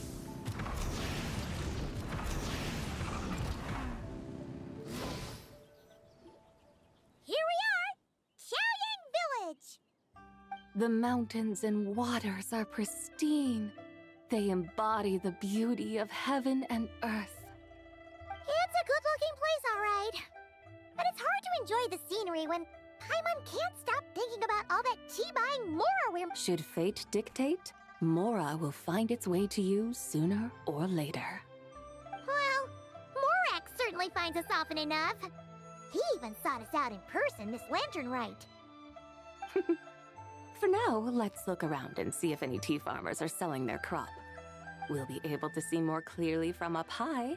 Let's take to the sky and enjoy the beautiful scenery while we're at it.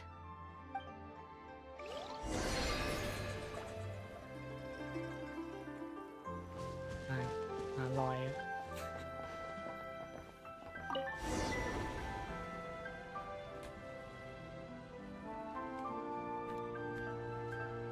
Wow! Chaoying Village looks beautiful from up here. แล้วก็ยืน Indeed, the houses here are quite different from those in Liyue Harbor. They follow the natural contours of the mountains, forming unique, elegant structures.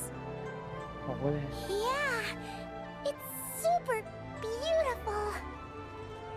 The white walls and dark tiles frame the emerald waves of the terraced fields, while the curved eaves and tall gateways juxtapose each other with grace. It's almost too beautiful to be true. The crowing of roosters and barking of dogs, the calls of farmers working the fields, a vibrant pastoral chorus overflowing with earthly vitality. Yeah, it's incredibly beautiful, huh? Have you studied the linguistic arts by some chance? Huh? Your vocabulary for beauty seems rather constrained. Paimon knows how to say pretty as well. I see. Now then, let's take a look around and see if we can find any farmers selling tea.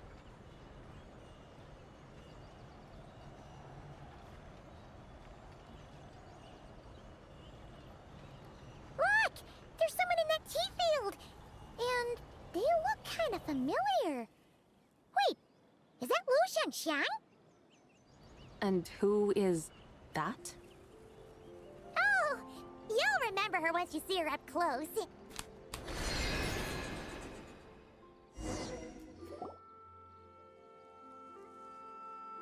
Hey there, Lu Xiangxiang!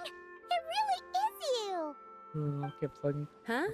ไปไม่เคยเห็นนะคุณ Traveler and the White Horse Adeptus. Fancy seeing you here. The White Horse Adeptus has a name now. You can call her Zabai. And you are... Wait. I remember now, you're... Don't say anything about food poisoning or fish. You're... the young lady who wanted to rise above the rest, are you not? Yes, that's me. But I'm in a bit of a state right now. Fallen below them? What happened? Like I said the last time we met, I'm being punished according to family rules. My father, mother, grandfather, grandmother, other grandfather, other grand... Oh, that's a lot of family members. Yeah, and on the night of Lantern Rite, they held a family meeting to discuss my situation. So, they do care about you. There's no doubt they care. But they think that since I caused all that trouble in Liyue Harbor, it shows I keep around you? Yeah, though they're not confining me to my room. Instead, I have to personally nurture a tea seedling until it grows big enough to be sold at market. Aw, a tiny little tea baby. Do they want you to experience what it's like to be a parent? It's supposed to cultivate my character and temperament.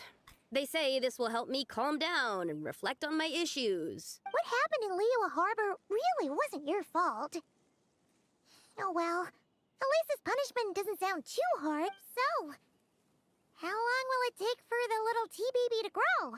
Actually, I don't know. I've never grown a tea tree before. It usually takes 2 or 3 years. 2 or 3 years? Yes, the tea in this garden requires 2 or 3 years to mature.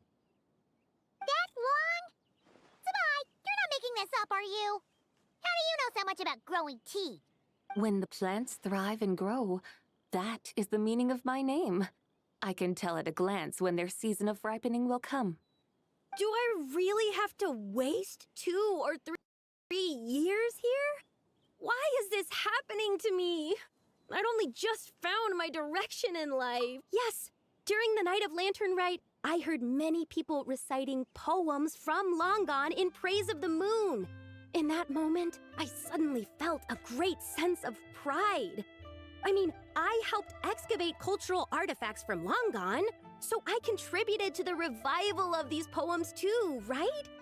So I decided to stay with the archaeological team. I want to unearth even more history. I see. And are you sure that's what you want to do? If you don't achieve anything significant in the years to come, will you still enjoy it? Yes, because archaeology gives me that boom shakalaka feeling. Wait, did Xiangling teach you that?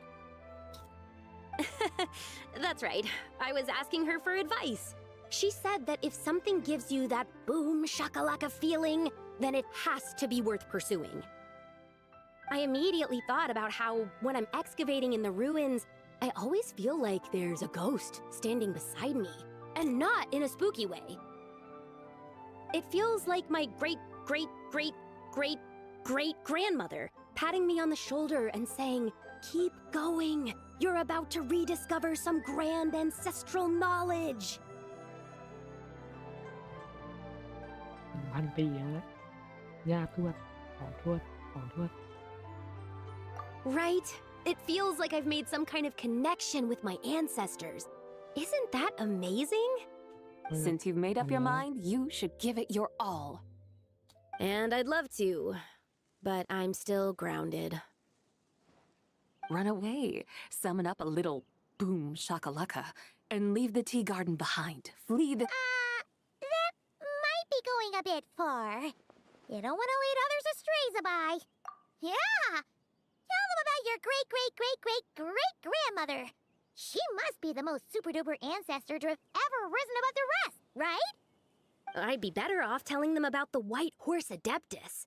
After all, she's the supreme riser above the rest who saved my great-great-great-great-great-grandmother. Then it's settled.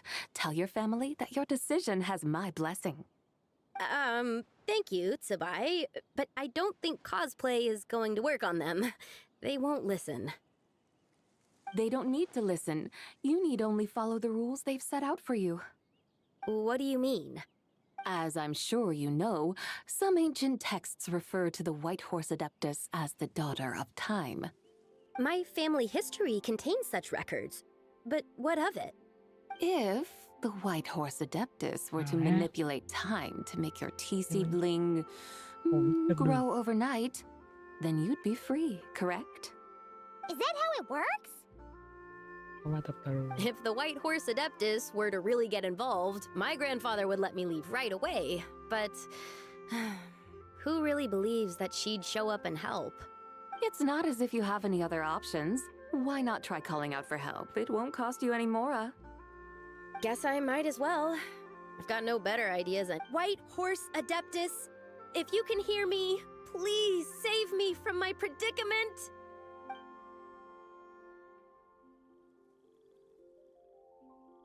Ugh. Nothing happened.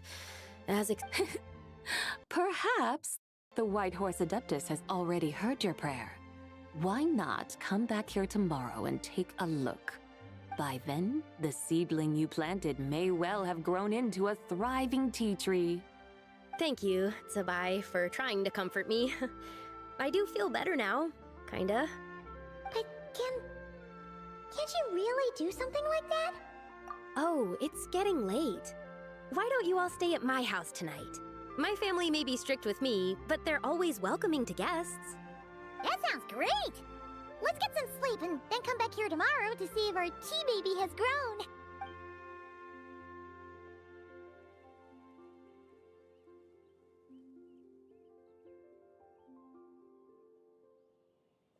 Oh, the tea tree! Whoa! Your tea baby is all grown up! Indeed, it has grown into a mature tea tree that can stand tall in the face of wind and rain. How is this possible? It must be the work of the White Horse Adeptus. Her prayer must have moved her. Are you sure? Perhaps she heard your prayer and chose to answer the call. She once saved my great-great-great-great-great-grandmother. This time, she saved me. That's incredible! Your family must be blessed by the White Horse Adeptus. I guess so. I need to tell everyone the news right away. They'd better. Since this is the will of the White Horse Adeptus, I don't see how they could object. Go. And if you run into any more trouble, call out to the White Horse Adeptus just like yesterday. Thank you so much.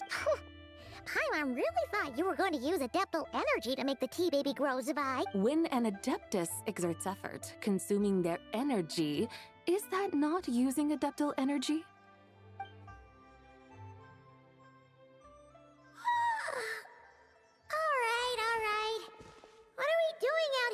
middle of the night.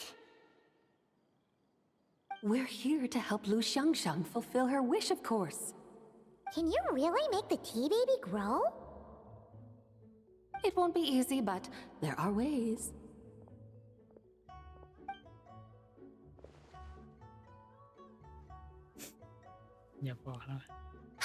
There, it's grown. Hey! You just transplanted a tea tree from over there!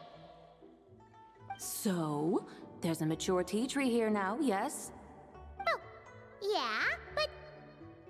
And am I not the White Horse Adeptus? Well, yeah. Is this tea tree then not a manifestation? You're... not wrong. And again, there's something not quite right about this. Maybe this will become another mystical Adepti tale recorded in their family history. That would be marvelous. Paimon thinks so too. Hey, Traveler! Sabai seems to be doing much better now, don't you think? Oh! Paimon bets that's why Zhangli chose to send her on this errand. That's a great idea! We've already shown her Liyue Harbor, Yulong Wharf, and Xiaoying Village. How about we head to Qingce Village next? Qingce? That name sounds familiar. The scenery there is really beautiful.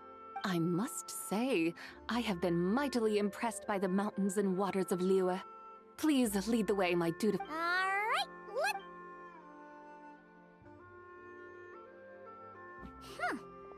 Paimon can't help feeling like we've forgotten something. Pay it no mind. I've already forgotten more than you will ever know. Alright.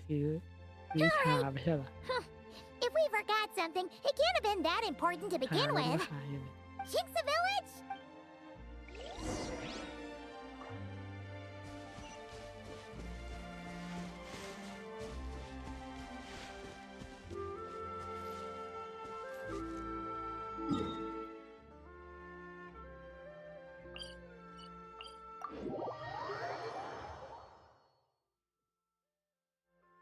Full throttle!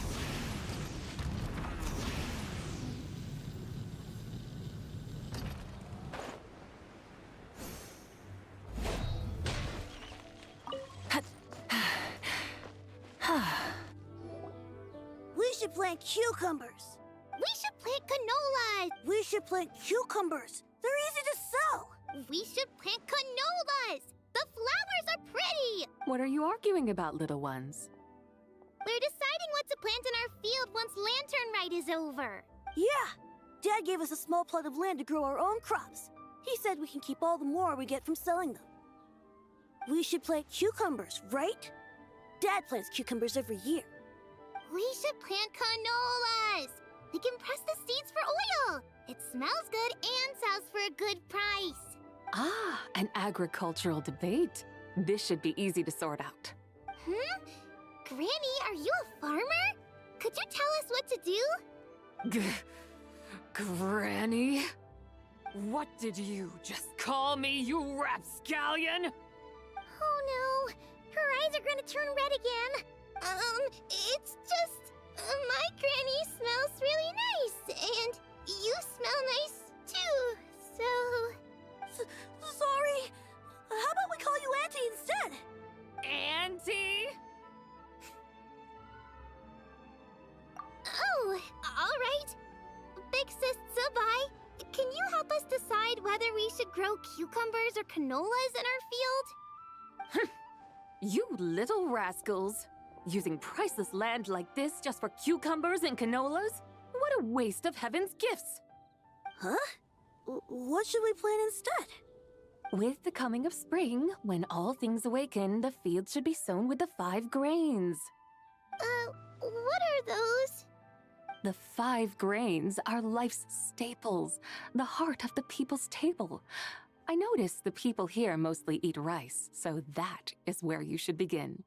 Based on the local climate and soil, seedlings planted in mid to late spring should produce mature grain within 2 or 3 months. When autumn comes, you can plant a second crop, with time still to harvest it before the first frost. The rice you harvest can be sold at market or kept in your stores. It's a far better choice than cucumbers or canolas. Oh, but Big Sister Zubai, I like canolas. That's no issue. It is unsuitable for continuous cropping in any case. You can rotate it with rice to maximize your yields. After the second rice harvest, around wintertime will be the perfect opportunity to sow their seeds. And when they mature in mid to late spring, you shall be just in time to sow the first rice crop of the year in turn. This way, your field will sustain balance, rice and canola in a harmonious cycle. Wow! That means we'll have crops to harvest all year round! Wait a minute! If rice and canola take up the whole year, what about my cucumbers? A firefly dares rival the brilliance of the moon? In what twisted universe should cucumbers vie for land with rice? Big Sis Zubai! You're going to hurt Lil Lee's feelings! Auntie hates cucumbers! Dik nào. Stop crying this instant! I meant that cucumbers are simple enough to grow.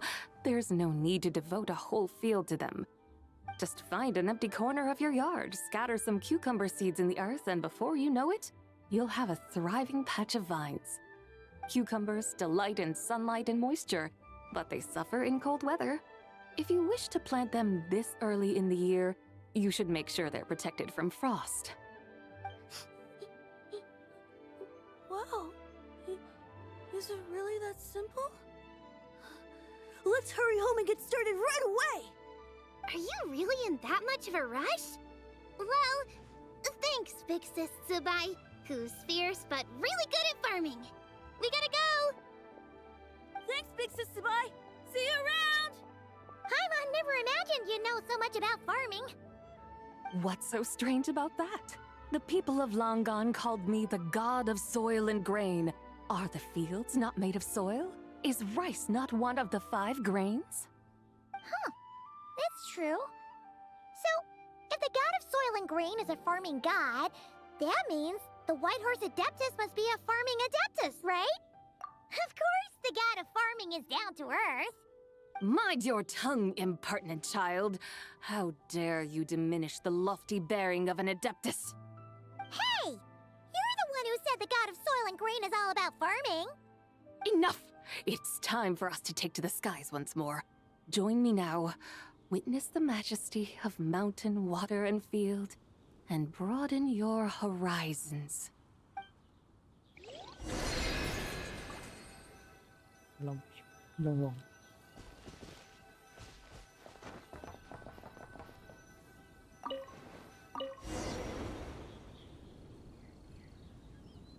Wow! The terraces look so pretty from up here.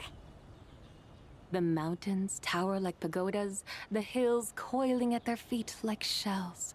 Layers built upon layers, rising and falling in harmony. A truly unique and mesmerizing sight. Thinking about it, you have a special connection to this place, you know. A special connection? Yeah! There's a local legend about a white horse leaping from a pure spring to follow Rex Lapis into battle. Don't you remember? He must have been living in seclusion around here. That does sound somewhat familiar.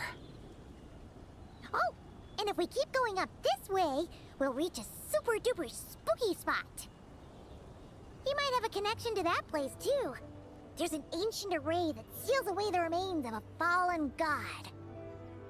A god's remains? Yeah! The people of Liyue turned that story into an opera called The Sanctification of Tao Do. Does that ring any bells? Tao Do. Huh. The 7 and 8 gates array. That's right, that's right! You do remember! Puna, the god of the underworld, who could pacify the forces of life and death. Huh? So, Tao Do had another name? Let's go take a look.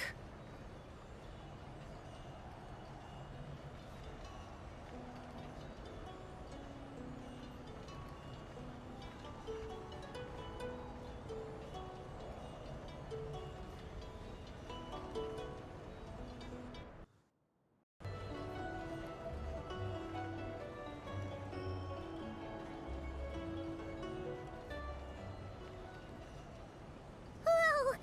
We've arrived at Wulwang Hill. The atmosphere just turned spooky. I can't help but feel there's something strange about this friend you haven't seen in ages. Huh? Paimon thought she heard someone's voice. Let's head down and check it out.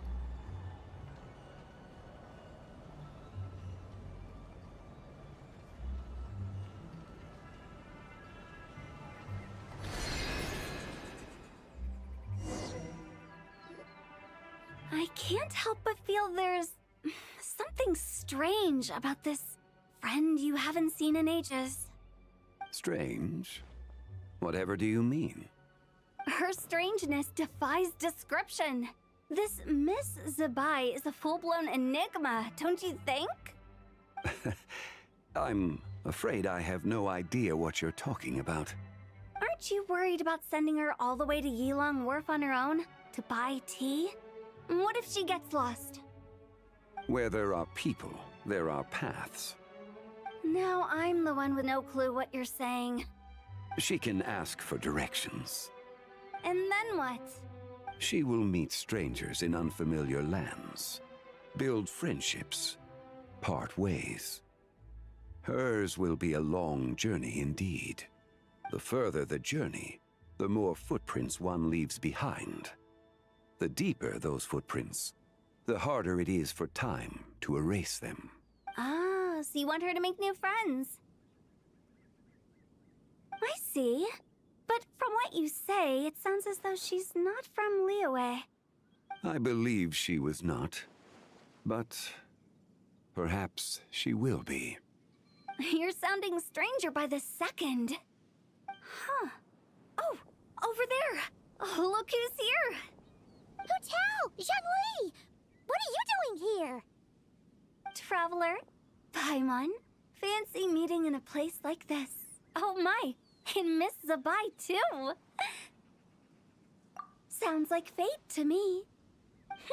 We were taking Zabai to buy some tea from Yilong Wharf.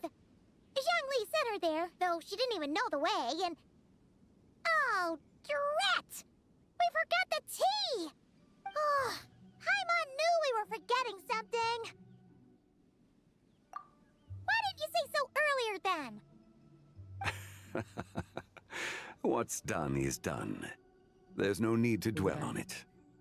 Fresh tea grows with each passing year. Let fate deliver it as it wills. Exactly. You can get tea wherever you go.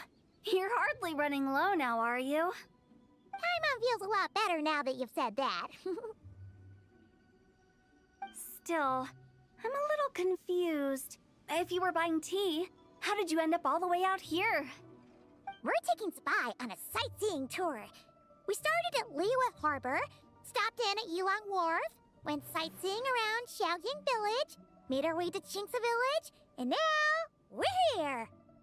Wow, that is quite the itinerary. Yeah, actually, Paimon thinks it's about time we headed back.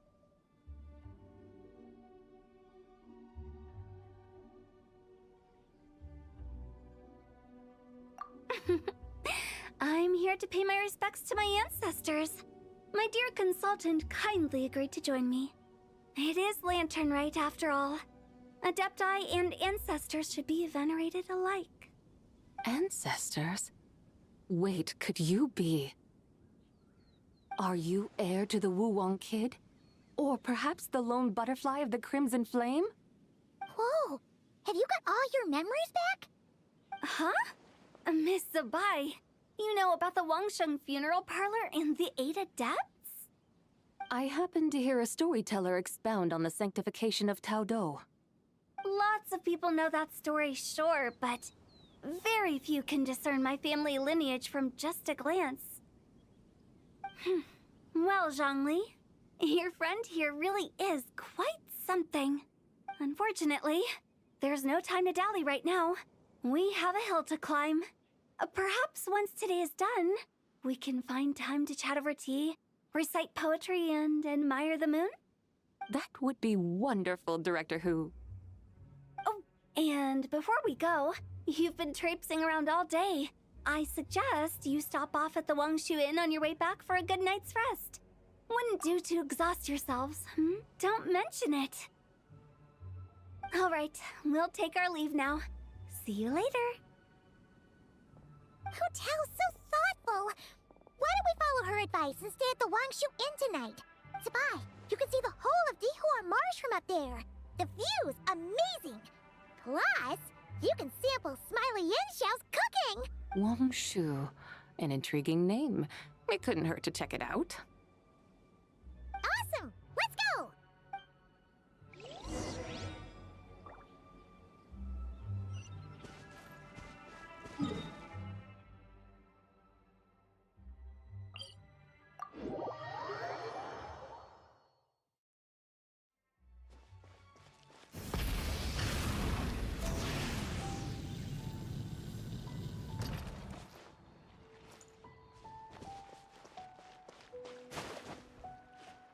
Hip. Try and stop me!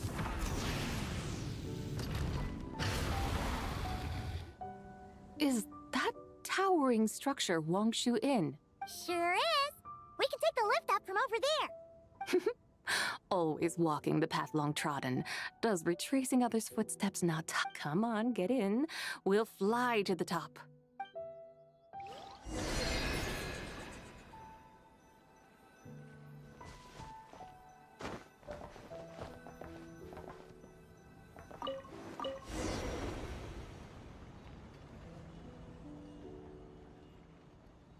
Are we really going to fly up to Wangshu Inn? Isn't that a bit showy?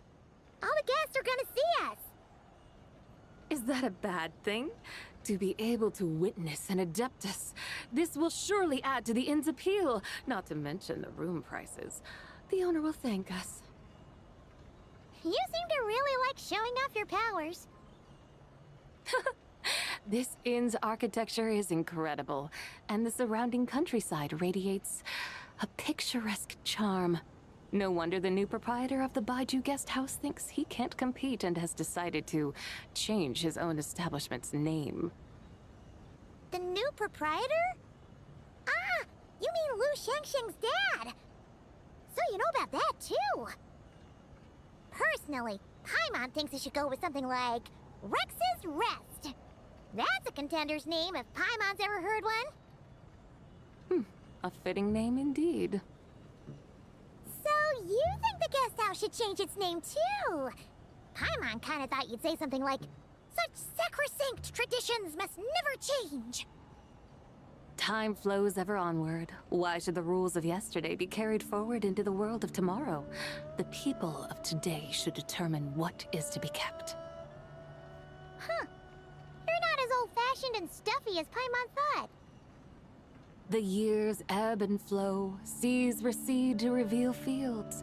In the vastness of time, I am but a wild horse in a boundless sea of dust. Even Rex Lapis, having waded through the waters of the river of time, is not quite the same as before. Zhongli? What was he like before? That is another story for another time. มีแล้ว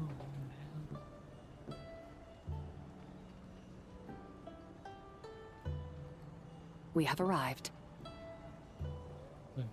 นี่ก็จะรู้เรื่องจองรีแต่ก่อนเป็นยังไงนี่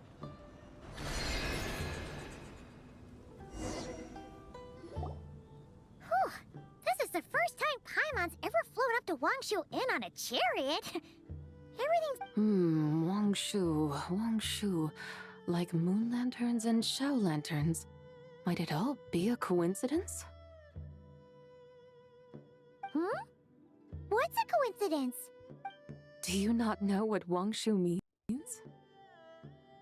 Not bad. You're clearly much sharper than your diminutive companion. Wangshu can refer to the moon, but its original meaning is actually The goddess who rides the bright moon's chariot. And you must be the conqueror of demons. Chow! Paimon was wondering if we'd disturbed you by flying down from the sky. Not at all. I sensed an unusual presence long before you arrived, though I didn't expect it to be you in a flying chariot. Ah, a witness at last. I was starting to think we should fly a bit lower. It would be awfully dull if no one ends up marveling at my lofty bearing. No need. This is already showy enough. I'm not one to do good from the shadows, as Rex Lapis is wont to do. Then you must be... Nay, I'm only cosplaying as the White Horse Adeptus, in truth. Cosplaying? What's that? Ugh, ignore her nonsense. She's a genuine article. The one and only, completely authentic White Horse Adeptus. Chow, did Zhongli say anything about her being a teensy bit... not quite right? Mental instability, perhaps? Did Zhongli tell you that? No, this is my own speculation. Oh, you pretty much hit the nail on the head. It's like her brain's filled with a bunch of slimes right now. Huh? There's a hot-tempered pyro slime, a math-obsessed hydro slime, and a mischievous little animo slime. But don't tell her Paimon said that, or she'll come and tell us all off. You white-haired rascal! Do you think I can't hear you? Uh-oh! We're in for it now! White Horse Adeptus. You must be weary from your journey. Why not take a rest? Oh, yes! You must be hungry, right, Sabai? How about we get some food? The chef here is incredible!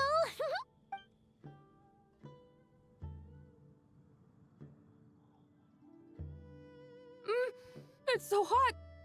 So spicy!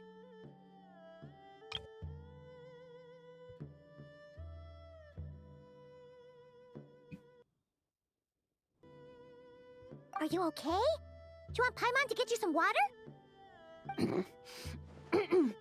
Don't worry about me. I just need to pace myself.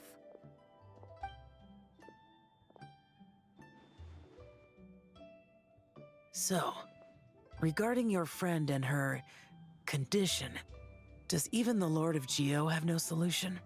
Zhongli said we should wait and she'll get better on her own.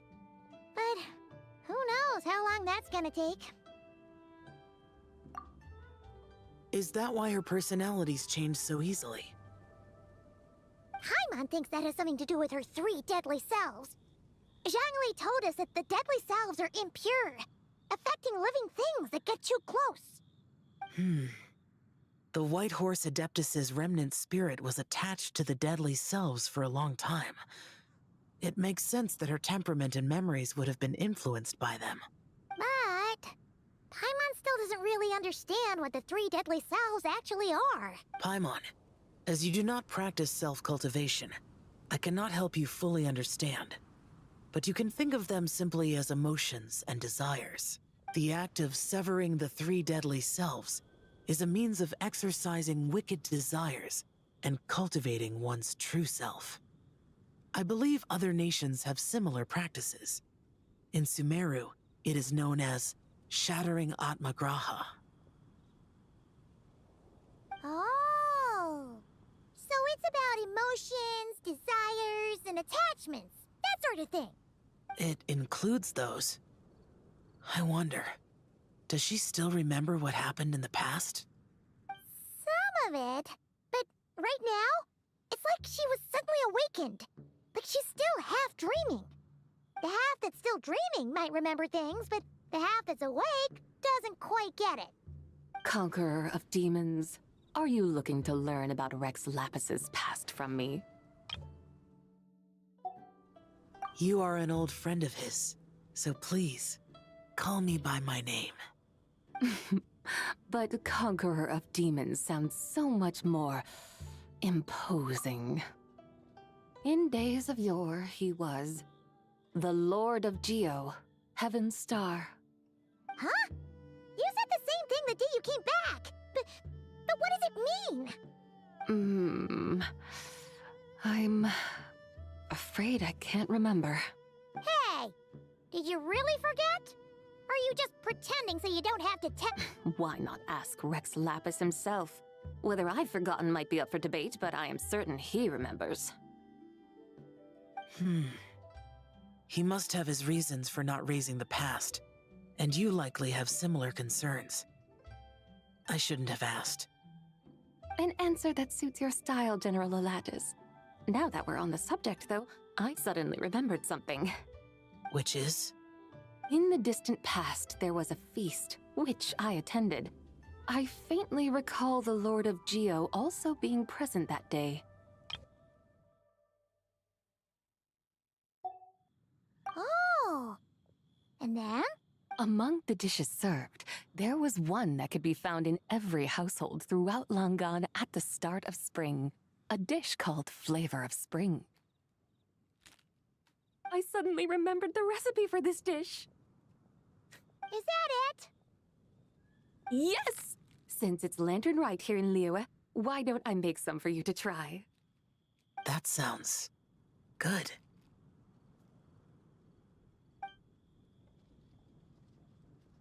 Wow! It might not have been the story Paimon was hoping for, but this looks delicious! The spring breeze stirs. Now is the perfect time to savor this dish.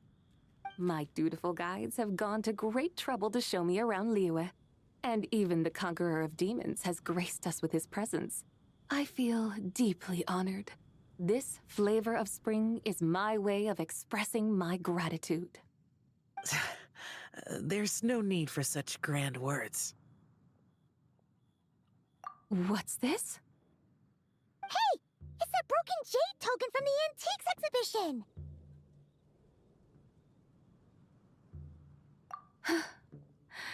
Indeed. This was once an Adepto treasure of mine. I'm amazed it ended up in your hands. Alas, it serves little purpose now in its fractured state. Please, keep it as a memento. Oh, that's a shame. Can't we fix it? This is the way of the world. Once jade is broken, it can never be made whole. Then, what about forging a new one? That is a good point. That it has ended up in your hands must be a message from fate. I could try to craft it into a little trinket for you. One that might prove useful on your journey. Ooh! What sort of trinket? It's just a passing thought, one that will require the right opportunity. I'll think about it more when the time... Now that we've had our fill, we should get some rest.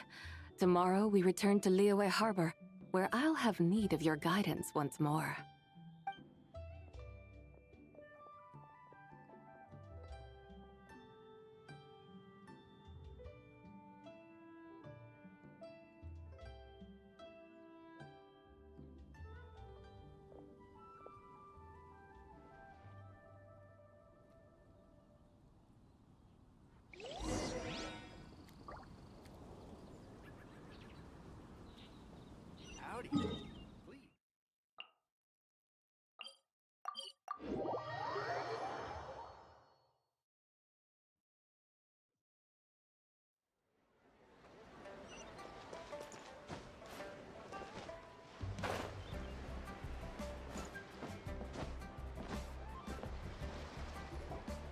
Chi-Chi, the lantern rite is almost over. Do you remember how to make a Shao lantern? Morning, split bamboo, traveler, get silk, make Paimon. You've got it all mixed up again. They're here again. Yow yow! Looking good in that new outfit, huh? Hey, it's Paimon! Dr. Baiju gave this to me as a gift. How does it suit me? Thank you. Wow! What happened for Baiju to suddenly give you a brand new outfit, Yao Yao? Dr. Baiju is thanking Yao Yao for teaching me to make Shao lanterns. Chi-Chi and I were just playing together. Dr. Baiju's too kind. Oh, yeah, take a look at this. Dr. Baiju gave me these clothes, but it was Chi-Chi who wove this little basket. Wow, it's beautiful.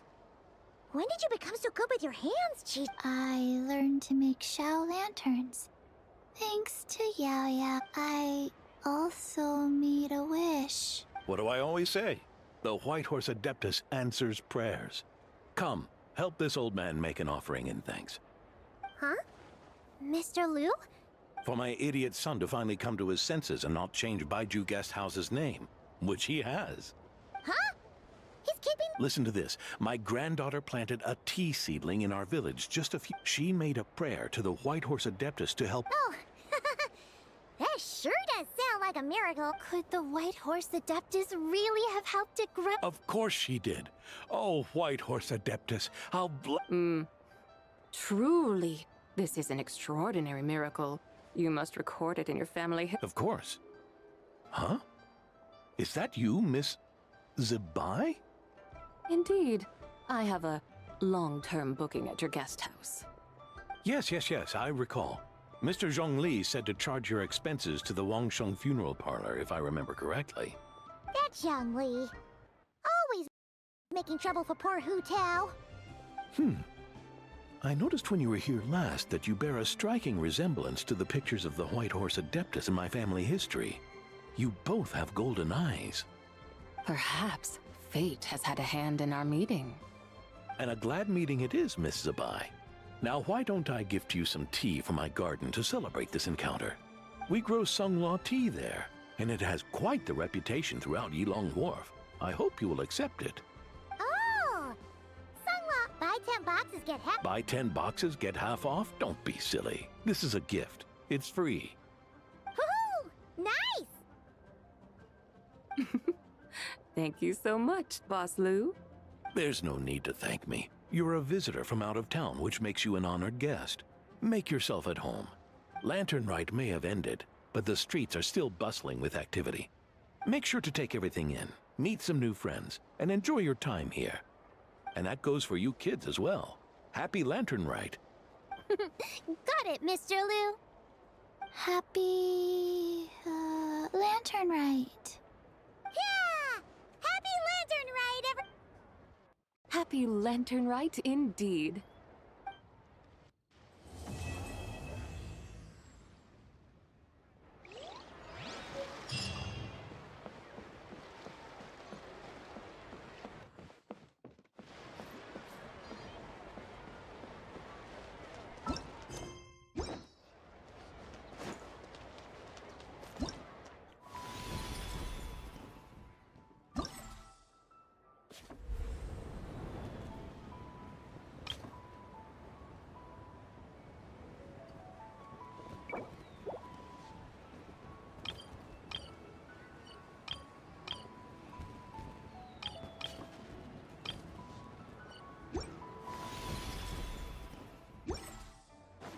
เขาปราบเพื่อนมันเป็นเก่าเป็นแก่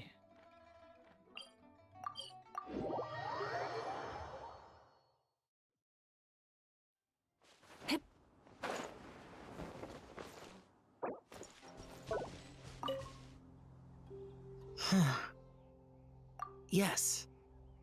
I saved someone from monsters earlier. She was carrying a frame and tools for making... She also said this type of Shao lantern can be modified however you like. Yes, well, I tried my best. I suppose the next step is releasing the Shao lantern.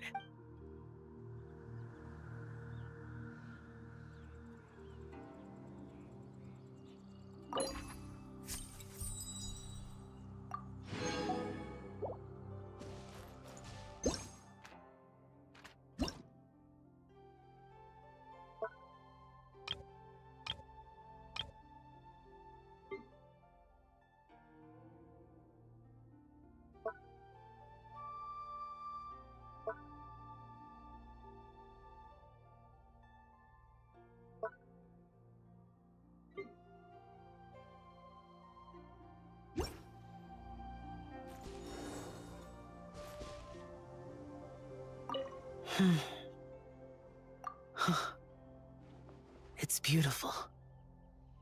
I hope the wishes it carries come true.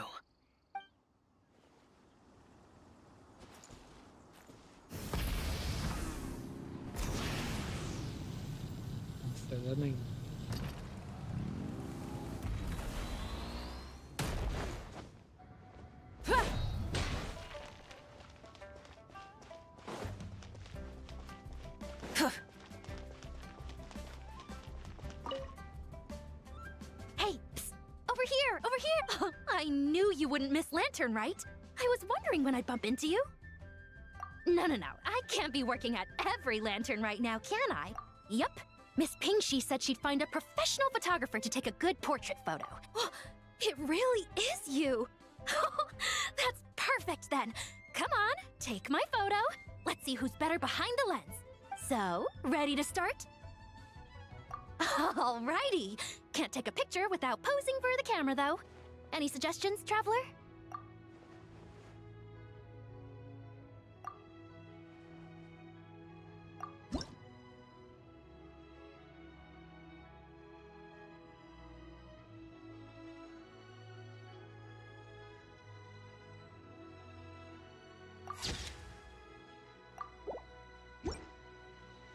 Done? Did you adjust the lens and check the lighting? Make sure the focal length was properly set? Wow, you actually nailed everything! Oh, a shot like this is front page quality! Next interview, I'm definitely bringing you along. Imagine the amazing shots we could take together! And a very merry lantern rite to you, too! Oh, hang on, that doesn't sound quite right. Whatever. Have lots of fun!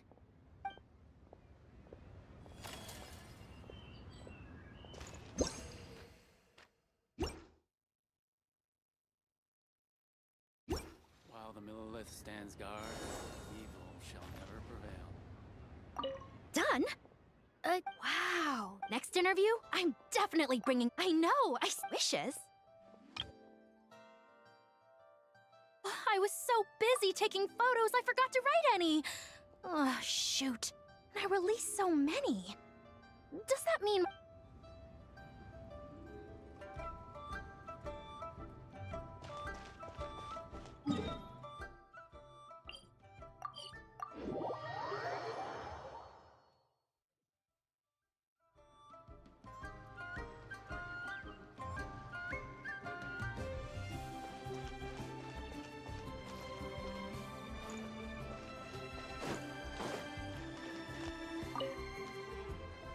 Liyue's got so much delicious food. What should I eat next? Oh, how about boiled fish? No, wait. I need to take a picture for everyone back at the tribe first. Traveler? Oh, wow. So you're the pro photographer that lady was talking about? That's fantastic. You're so talented. Sure. I want to strike a cool pose. But what if it looks weird in the picture? Any advice?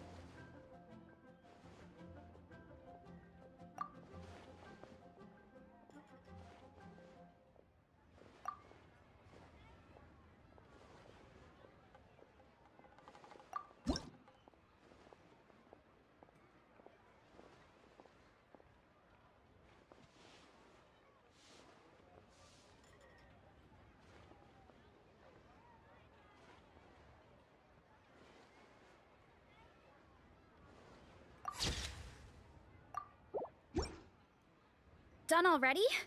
Well, let me see. Whoa, told you they'd be good! Now, would it be the best spot in the orchard to hang it? Thanks! Next up, some more delicious food.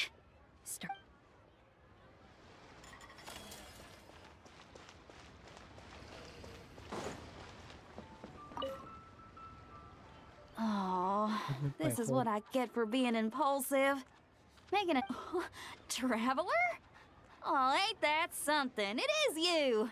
Happy Lantern Rite. Yeah, Miss Pingshi gave me the frame, but I designed all the details and made all the ornaments myself.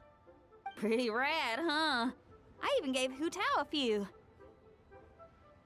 Oh, shoot. I totally forgot I promised Hu Tao I'd help her make some Shao lanterns too. I gotta release this one pronto.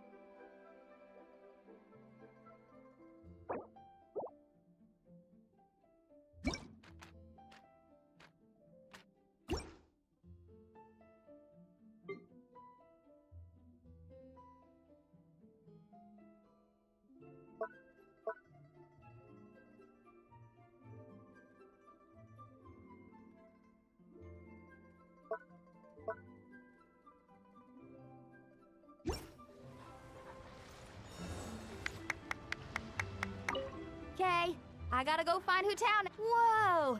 Your Shao lantern is way up there. I reckon all the wishes written on it are gonna come true for sure.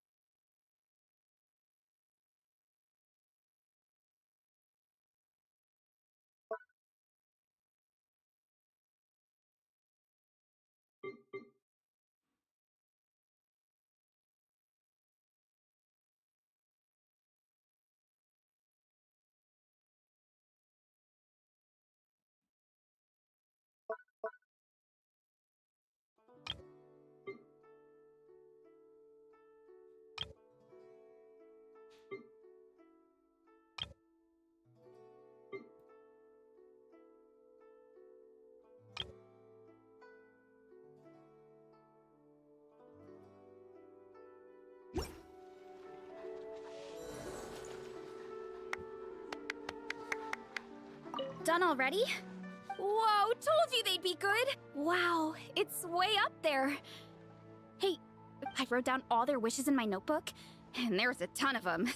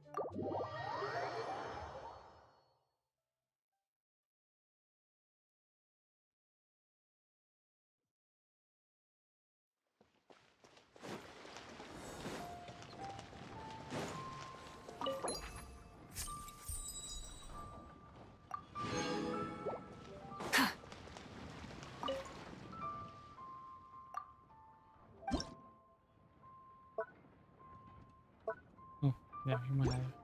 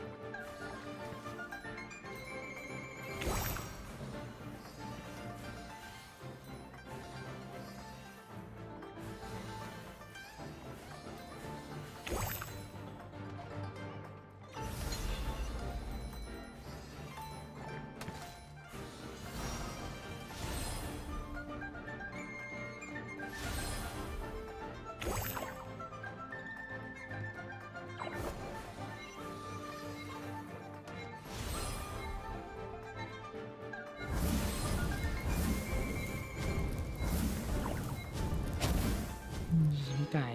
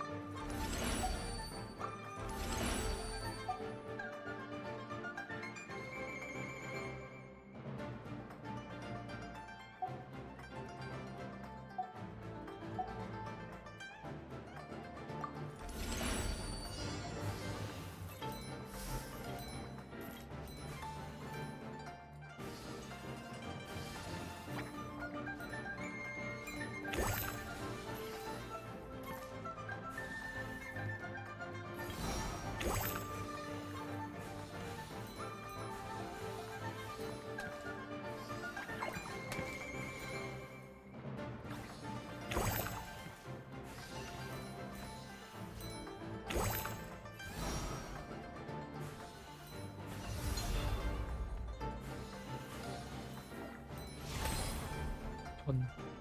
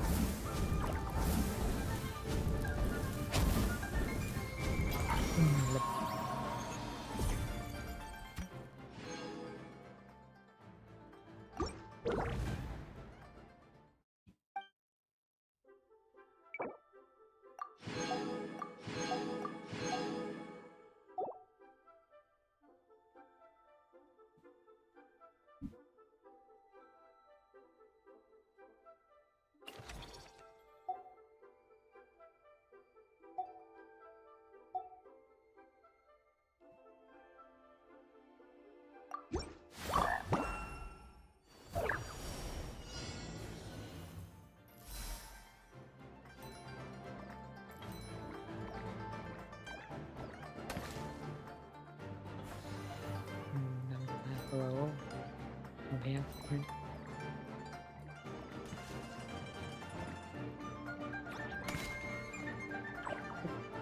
เหลืองเลยเลือดน้อย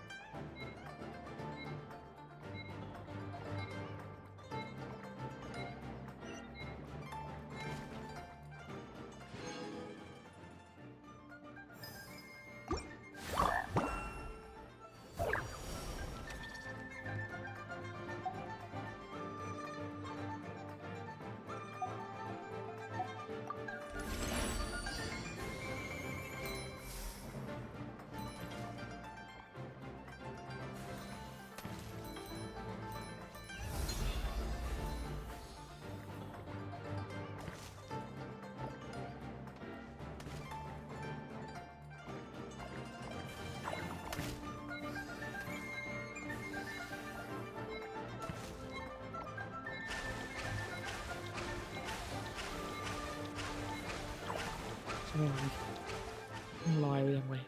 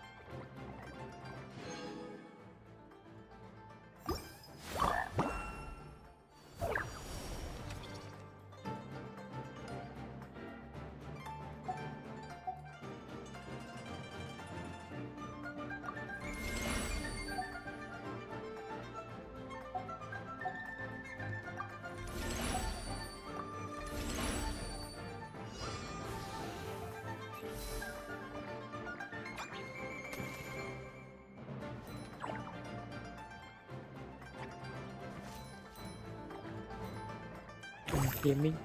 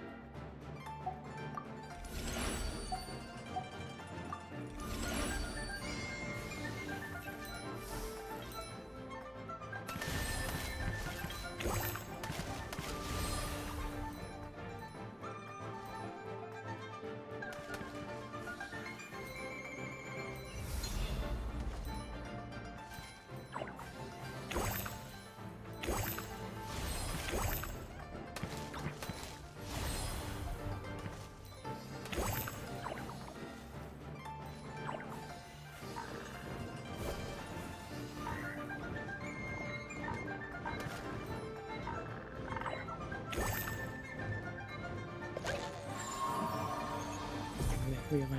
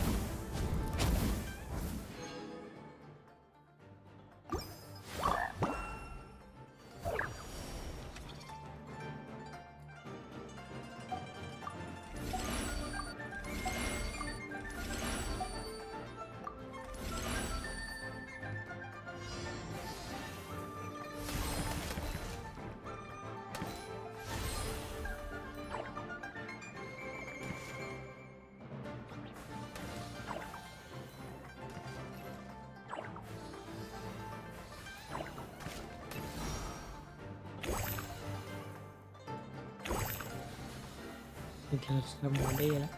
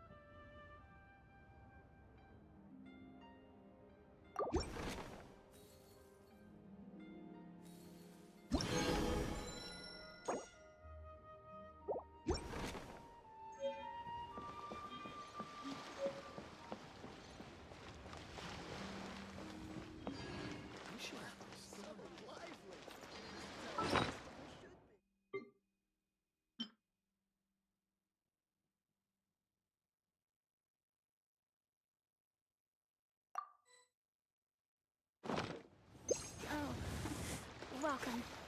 Please take a seat.